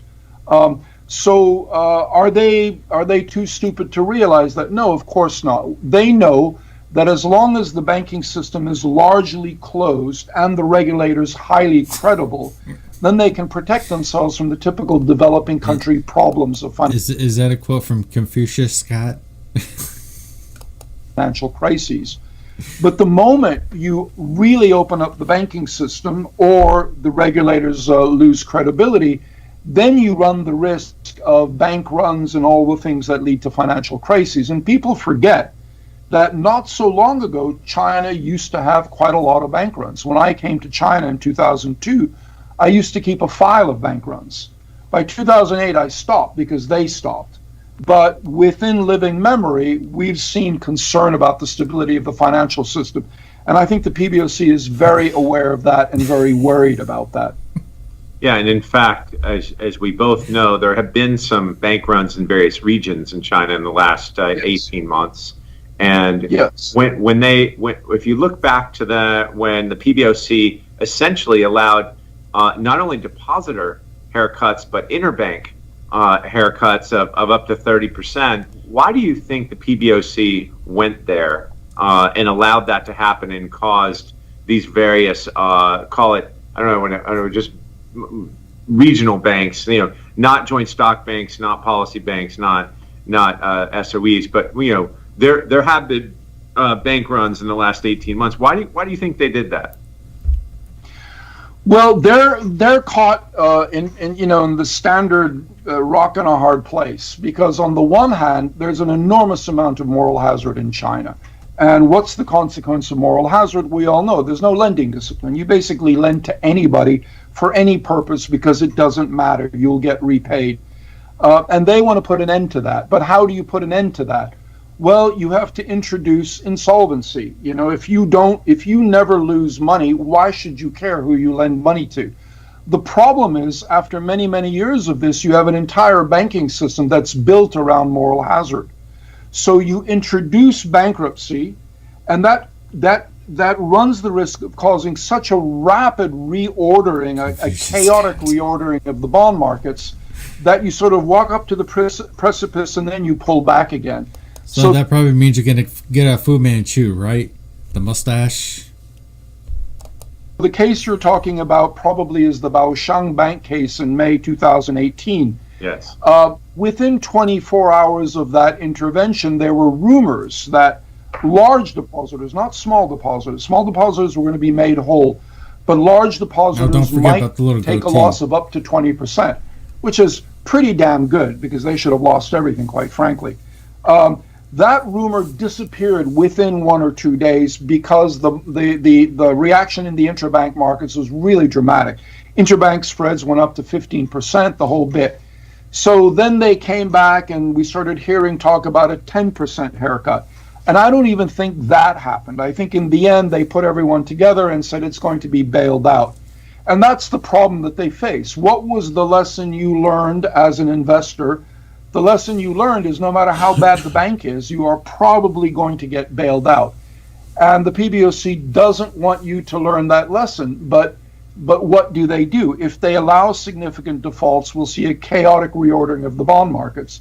And if they don't allow significant defaults, well, then the moral hazard distortions continue building up.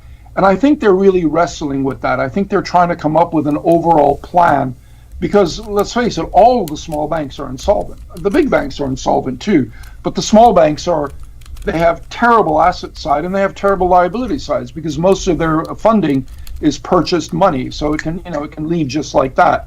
So they have a real difficult problem, and so far you won't be surprised to hear their solution has been to kick the can down the road a little bit longer, a little bit longer, a little bit longer. Yeah, and so if you were talking about projecting out a couple of years, when I look at the Bank of International Settlement data, and you look at Bloomberg ticker by ticker, you see that China's been on a borrowing spree, borrowing in dollars. They're starting to look like a little bit more like a traditional EM, like you said you ran trading desks in Latin America. When you kind of reach maximum internal velocity of your GDP and you actually start borrowing more in dollars, or in dollars, euros, yen, and pounds. I've noticed that you've seen Chinese corporate borrowing, and both financial and non-financial, reach almost $1.3 trillion. How are they going to thread this needle dealing with their dollar debts as this pandemic depression kind of moves through the emerging world? Well, that's why people like me, and you mentioned Brad Setzer, like him, are trying to get a grip on what the net position, what the gross positions and the net position are of the central bank, both directly and indirectly, because since 2017. Before 2017, if you looked at other depository institutions, their dollar liabilities went up and their dollar assets went up and their dollar liabilities went up more or less in line. And then beginning around 2017, the dollar liabilities flattened out, but the dollar assets continued rising. So the question is why? What's the purpose of all of that? Whatever the purpose is, it means that financial institutions, either the PBOC or the development banks or the large commercial banks, which of course are still controlled by the Ministry of Finance, have accumulated a huge amount of dollars. So while dollar liabilities are going up, if you measure them either against the inflow of dollars on the current account or if you measure them against the total amount of reserves, I don't think they yet have a dollar problem. I think we may see some companies get into trouble because there are some companies that really should not have been able to borrow. They've borrowed again because of a kind of moral hazard. A lot of investors say, well, the government's not going to let them default because that'll cause so many problems for Chinese dollar borrowers. Maybe that's true, maybe that's not true. But overall, I don't think China has a dollar liability problem yet. Remember, it's got an incredibly high savings rate. It doesn't really need, it's not a typical developing country in the sense that it needs to borrow externally in order to fund China is a developing country? Really? Domestic investment. It saves far more than it invests domestically. So China's problem is excess savings, not insufficient savings. And do you mean that at the government level or at the household level? Household, business, and government. China's in a funny position where household savings are higher than they are in many other countries, but more or less in line with developing countries that don't have good social safety nets. But the problem in China, in most countries, if you have high household savings, you'll have low business savings, low government savings. In China, you have high household savings, high government savings, high business savings. And together, they give China the highest savings rate in the world. Well, but remember, it's not because of thrift. It's because of a very low distribution to ordinary households.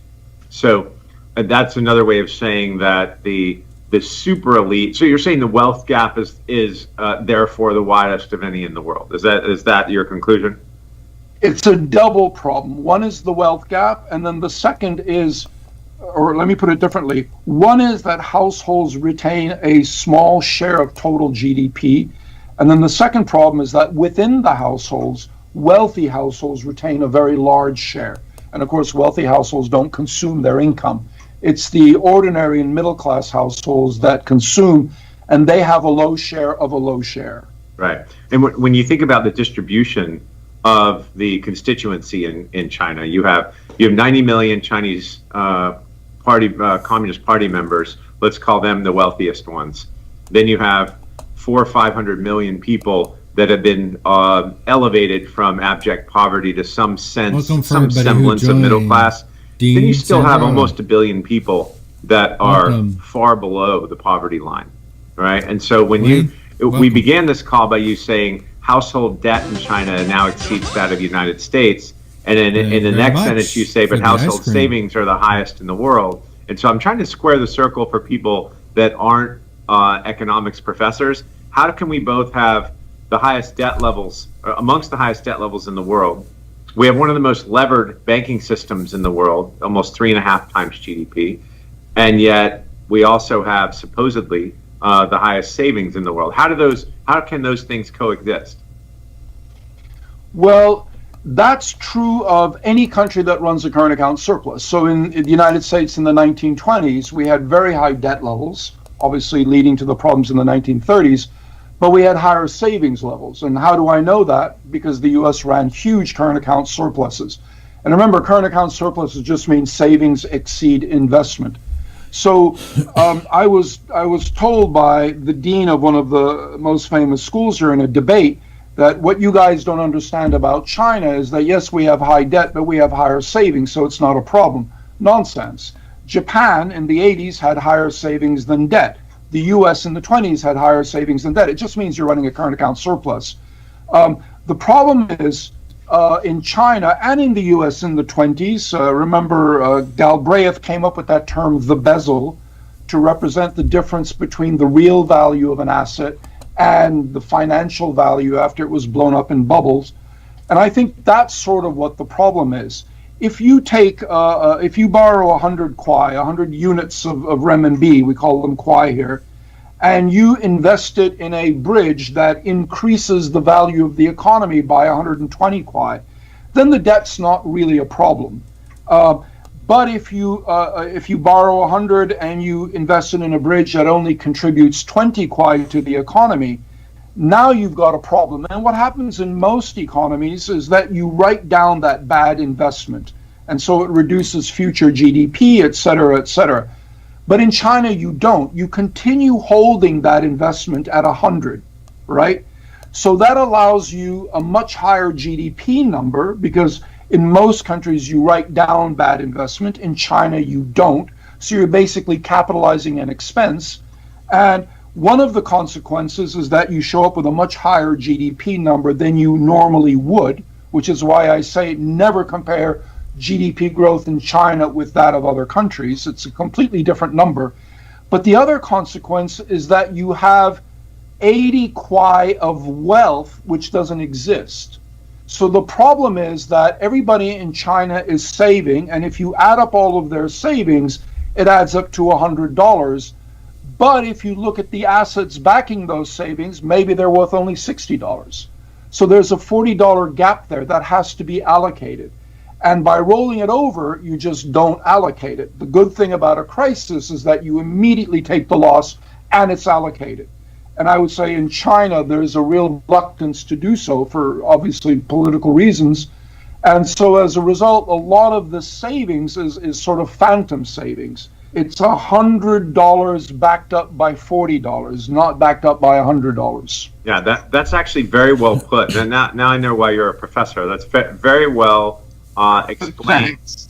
And this goes back to the gross and net issues that you saw in the U.S. banking system in 2007 and 8. You know, anyone's analysis of the net value of Lehman Brothers came up with $32 a share in equity.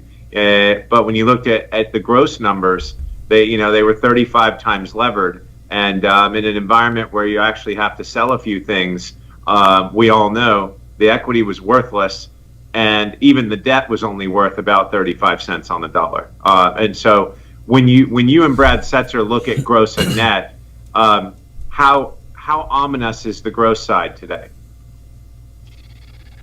The numbers are really, really big, and the problem is that small differences in your estimates have a huge net effect.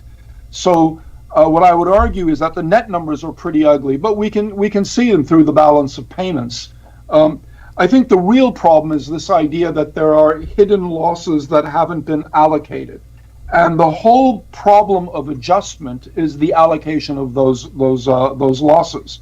You know, I've been a so-called China bear for a long time. I think I was the first person to really argue, based on my developing country experience, that China was overly reliant on debt for growth. And in those days, you'll probably remember, you had all these idiots saying, no, you don't understand China. Culturally, there's no debt in China, which is, bullshit.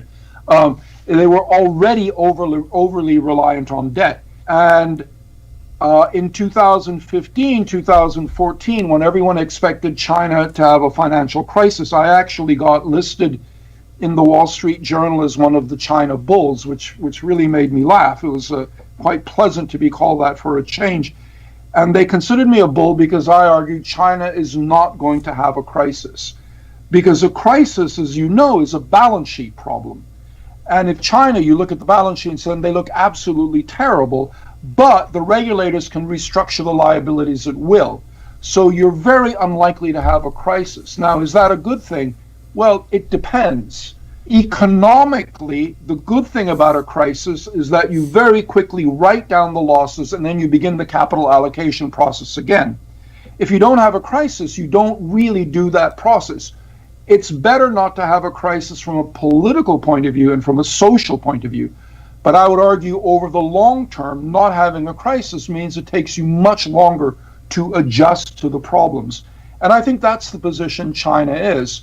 I would argue that China will not have a Brazil 1980s adjustment or a U.S. 1930s adjustment. It will have a Japan 1990s, 2000s adjustment, a very, very long period in which it wrestles with the debt and in which growth rates are basically close to zero. Okay. And, if you look back to this concept of crisis, one could argue that when China got to Q3 2016, they had this scenario where you saw $1 trillion of reserves run or evaporate in a very short period of time. The Chinese insurance companies and tycoons were buying anything in the West that had positive cash flow, and some things that didn't even have positive cash flow. You saw, outward bound acquisitions got 2016 $220 billion, and that actually depreciated the RMB almost 10% versus the global basket, and that's when the capital clamp down happened. The Chinese government stuck their finger in every crack in the wall that they could find. One could argue that Q3 2016 was a large crisis that was metastasizing that they had to try to stop. Would you agree with that? Well, certainly the PBOC behaved as if they were pretty frightened. So they were extremely worried. And again, I would draw you to the so-called impossible trinity, and that is, if you manage the currency, and they were desperate to manage the currency, they didn't want it to collapse, then you have no control over the domestic money supply. And if reserves contract, the domestic money supply contracts. So they had real difficulty in pushing growth, pushing debt-based growth, because they couldn't accommodate it on the monetary side. So they never want to see that happen again, which, by the way, is one potential argument for why you may see an accumulation of reserves outside of the central bank, like the Japanese did in the 1980s. But yeah, I think that was certainly an important issue. But I would make a distinction between external debt and domestic debt in China. I don't think China has an external debt problem. I think it has a domestic debt problem, like the U.S. in the 30s, like Japan in the 90s. It's not a problem like Mexico and Brazil in the 1980s. It's a very different kind of problem. And I would say look for the adjustment process in the adjustment of domestic debt. I think they can pretty easily pay external debt if they wanted to. Got it. So as you look forward, you've been very generous with your time here. As you look forward in the next 2-3 years, and you note that there was a Pew Research study out just yesterday showing how China, as a national government, is polling versus the rest of the developed West. It actually hit a new low. It's polling somewhere between legislators and hedge fund managers as far as a favorability rating. In some countries, it's below 20% positive. How does that China's handling of this pandemic and Xi's, let's say, releasing the pandemic externally while closing it down internally, how does that interface with the rest of the world from a banking perspective over the next 2-3 years, 5 years? How do you see China's economy evolving, given, and I know you don't really want to go to geopolitical issues, but let's just say, given the fact that there are geopolitical tensions, what do you think China's economy is going to be able to put together over the next 2 or 3 years, despite, again, these problems? Well, my point of view is very heavily influenced by Albert Hirschman, who I think was one of the great economists of the second half of the last century. And Hirschman argued that there are development strategies that really work up to a period of time, and they work on specific conditions. And the problem that developing countries have always had is that once those conditions are resolved, then they should shift to a different type of development strategy, and they're never able to do so, probably because the constituencies that benefited from the earlier model have become very powerful, and they prevent a shift in which they no longer benefit.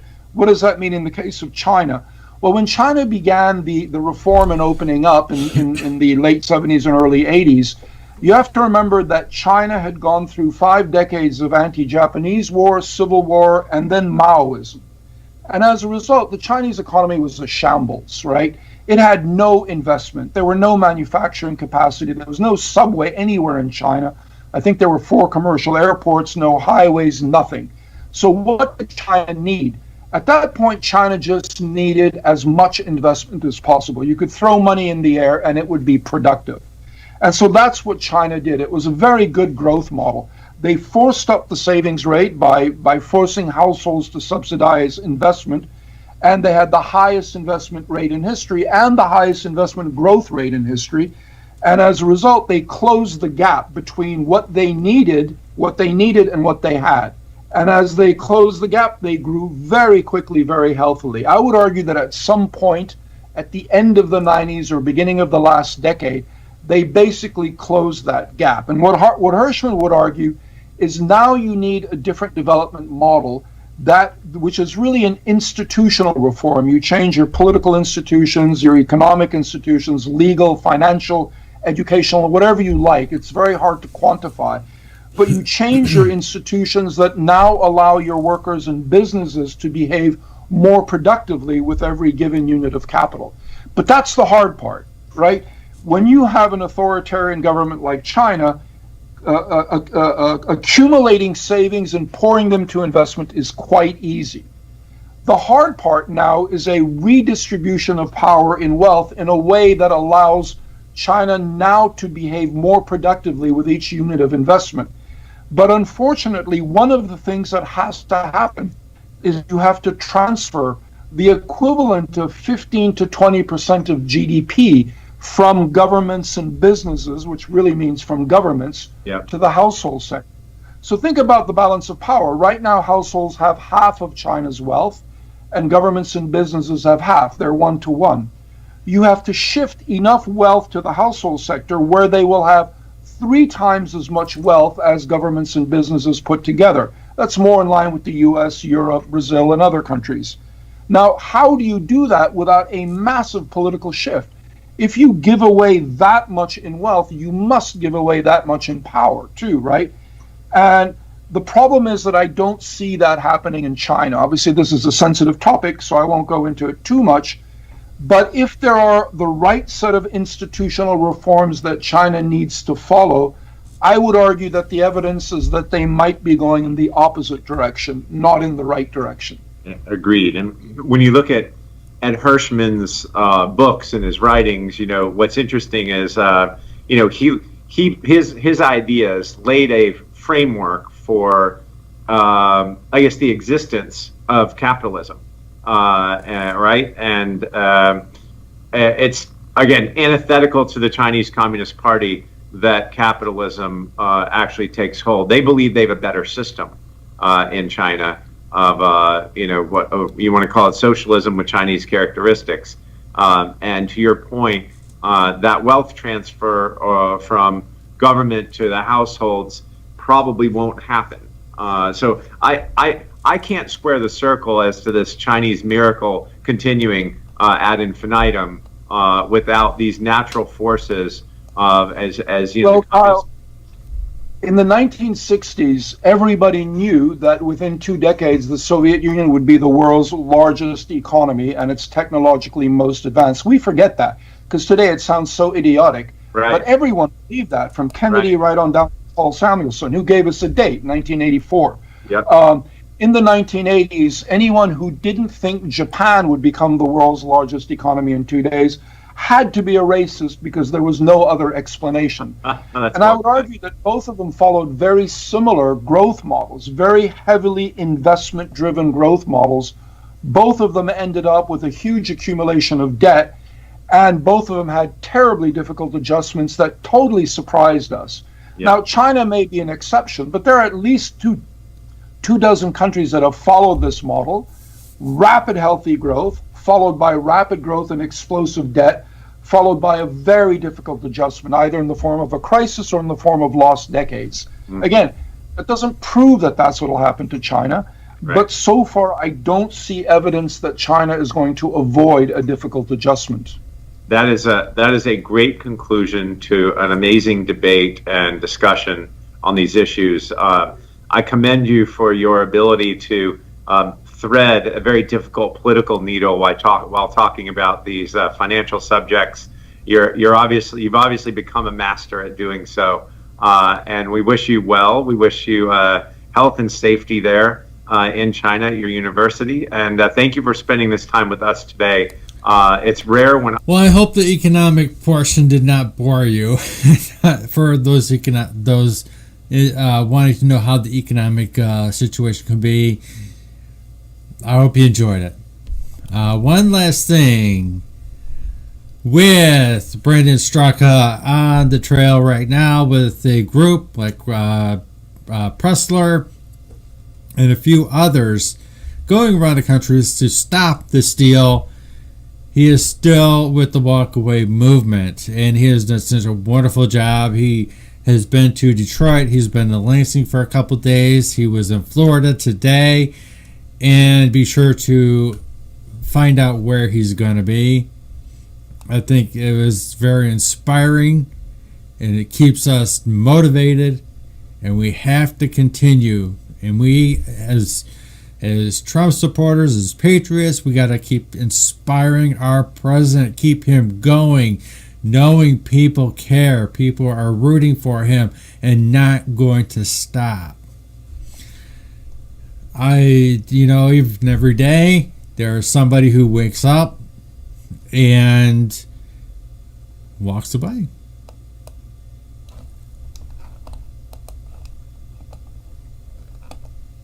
My walkaway story, and the truth is about it, I don't have a walkaway story. It's more of a walk into story, because I was one of those typical millennials that was like, okay, well, I don't know anything about politics. It's really boring. I'm just going to let everyone else take care of the votes for me. I've never voted, never been interested in any of this stuff. But the turning point for me was quarantine, okay? Because that's when I had all the free time in the world. I was searching things on the internet, and, I had more time to focus on what was really going on in the world. And I had this, come to Jesus moment where it was like, wow, we're really effed right now. We're really effed. I used to hop on any bandwagon that I could, so that way I felt like I fit in politically. I used to call myself a Democrat. I doubt that I was ever. I thought I was a libertarian, in the very beginning. My husband has a lot of ideals like that. I'm like, oh, well, maybe. But it wasn't until I started digging and looking at the executive orders and all of these things that Trump has done, which really opened my eyes to be like, this guy isn't bad. He's not bad at all. He's trying to undo every corrupt thing that has happened in our nation. And all the media wants to talk about is how bad of a person he is, digging up the past, saying that he was involved with Jeffrey Epstein and all this stuff. And the more I started digging into it, I always have questioned everything, okay? And so I'm like, I don't know. I gotta look into all this stuff. I need proof, I need facts, I need to see what all of this is about, all the hype, all the Trump haters. And to be honest, I never liked the guy because people told me not to like him. But the more I dug, he's our fucking president. He's our president. Fucking A. And I support him. And I'm going to re-elect him. I'm not, not me, myself, I'm going to elect him, but I'm voting to re-elect him this year. This is the first time I've ever voted in an election in any type of form. The ideals that conservatives and Republicans and, the right wing have, I'm all about it. I never thought I would be, because I've heard all these bad things about the other side. But I'm proud to be red, okay? I'm not scared anymore. There's such a stigma around, people like me, a woman, in Washington State, the bluest state of them all. There's a stigma around people like us. And I just think that they're scared because, at least for me, If you take one look at me, you would never, ever think that I would be a woman for Trump. But guess what? I am. That was a really lame story. Sorry if you had to succumb to listen to that. It's not really a walkaway story. People have been asking for this, and so I hope you got what you wanted out of this. I'm a really bad people pleaser. Give me your feedback. But thanks for following, and thanks for all the support. It truly means a lot to me, and I really feel like my voice is heard, and that's all that matters to me. So, love you. Thanks for following. It really doesn't matter. You know, she's woke up. She's a Trump supporter. It was fine. She did a nice job. Got to keep the positivity, the continued waking people up as much as we can. I know some people are very, very reluctant to. In fact, I ran into that today. And it was quite interesting. But she just did a fine job. Doesn't matter if it's a walkaway story. She said her piece. God bless her. Welcome aboard. I have one more thing I forgot about that I really wanted to get to. AT&T reportedly is looking to sell CNN. Make CNN great again. CNN is on the for sale block. I hope, please, Don Jr., Trump's, buy it. I know you can't hear me, but oh well. One can only hope. Rumors are swirling once again that AT&T may be looking to shed some dead weight, very dead weight it is, in the form of selling the airport network. Recent report of the Wall Street Journal stated that CNN is on track to miss a mass revenue target by a massive 100 to 120 million a year, a figure significant to both dollar values and as a percentage revenue for the network, expected to bring in just under 800 million in ad revenue this year. Apparently, on Tucker Carlson tonight, Fox Business Charles Gasparino pointed out that in addition to the network already struggling to hit revenue targets in the media project, election results do modernize. They risk losing a segment of their audience. Cry agilely, tongue tire. Suffering from Trump derangement syndrome, CNN not have Donald Trump's to kick around anymore, and the ratings that will take a hit. They've been taking a hit for 4 years. They've just been getting punched down. The rumor is real. He said AT&T is a screwed up company, and CNN, like a lot of media companies, it may have to hit the pack. Hating Trump, and of course any talk CNN viewerships picking need to be a review and content of the facts that children's cartoon returns routinely beat the network in prime time.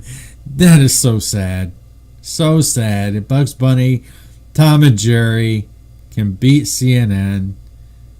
Wow. Meanwhile, parent company AT&T has $150 billion in debt. Wow, really? This is the first time I've read this article. Needs to cut costs. Selling CNN would allow them to both pay down debt and shift the embarrassment of owning CNN to someone else.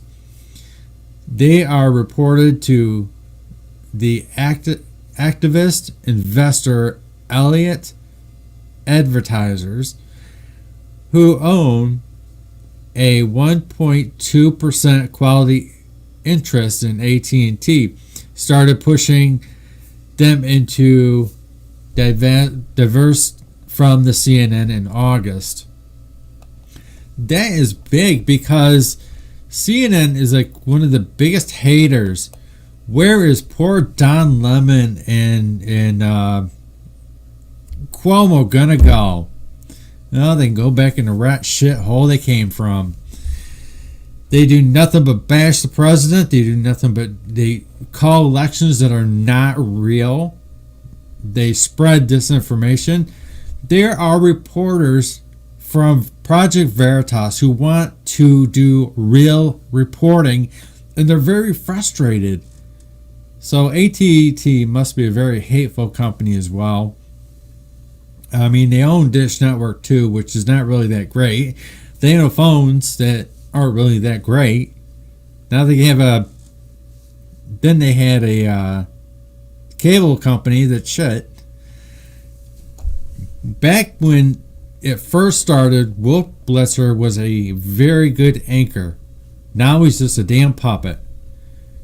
You know, it would be interesting to see that network turn around.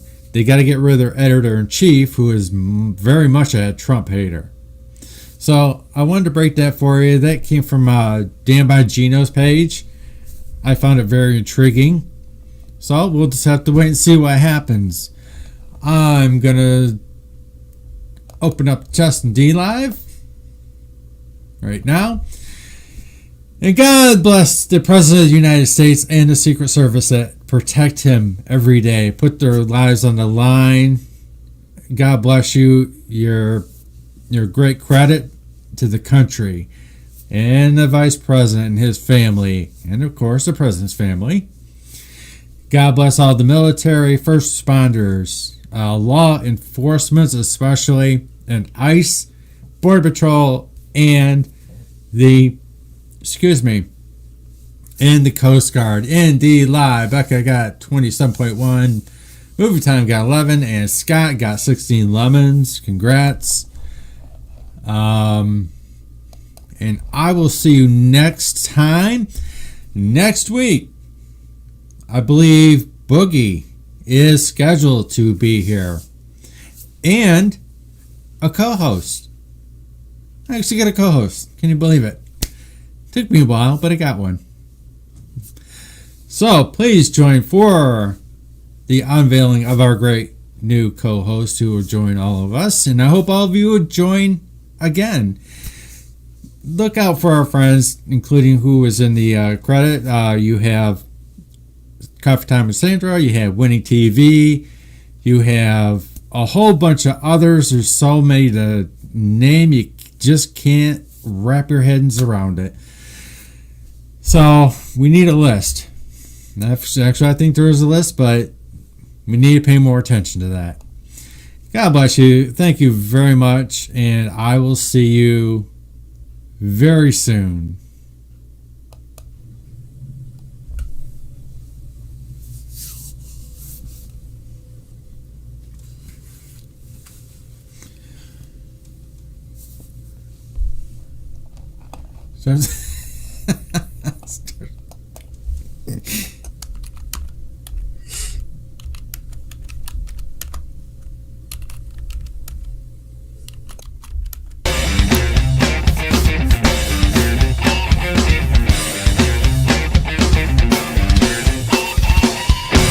I appreciate all of you joining. Please come back.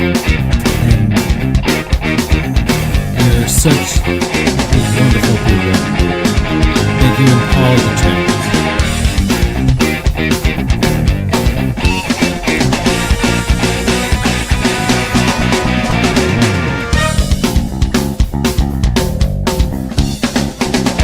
Please be kind to each other. And get out there and fight for the president. We all are. We're all doing our part. We will win. Stand our ground. Hold the line.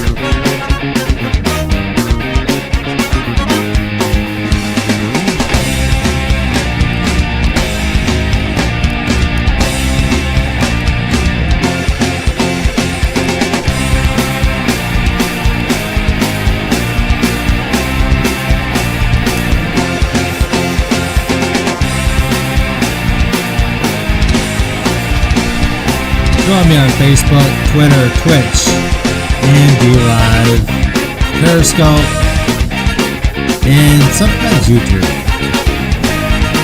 Good night, everyone.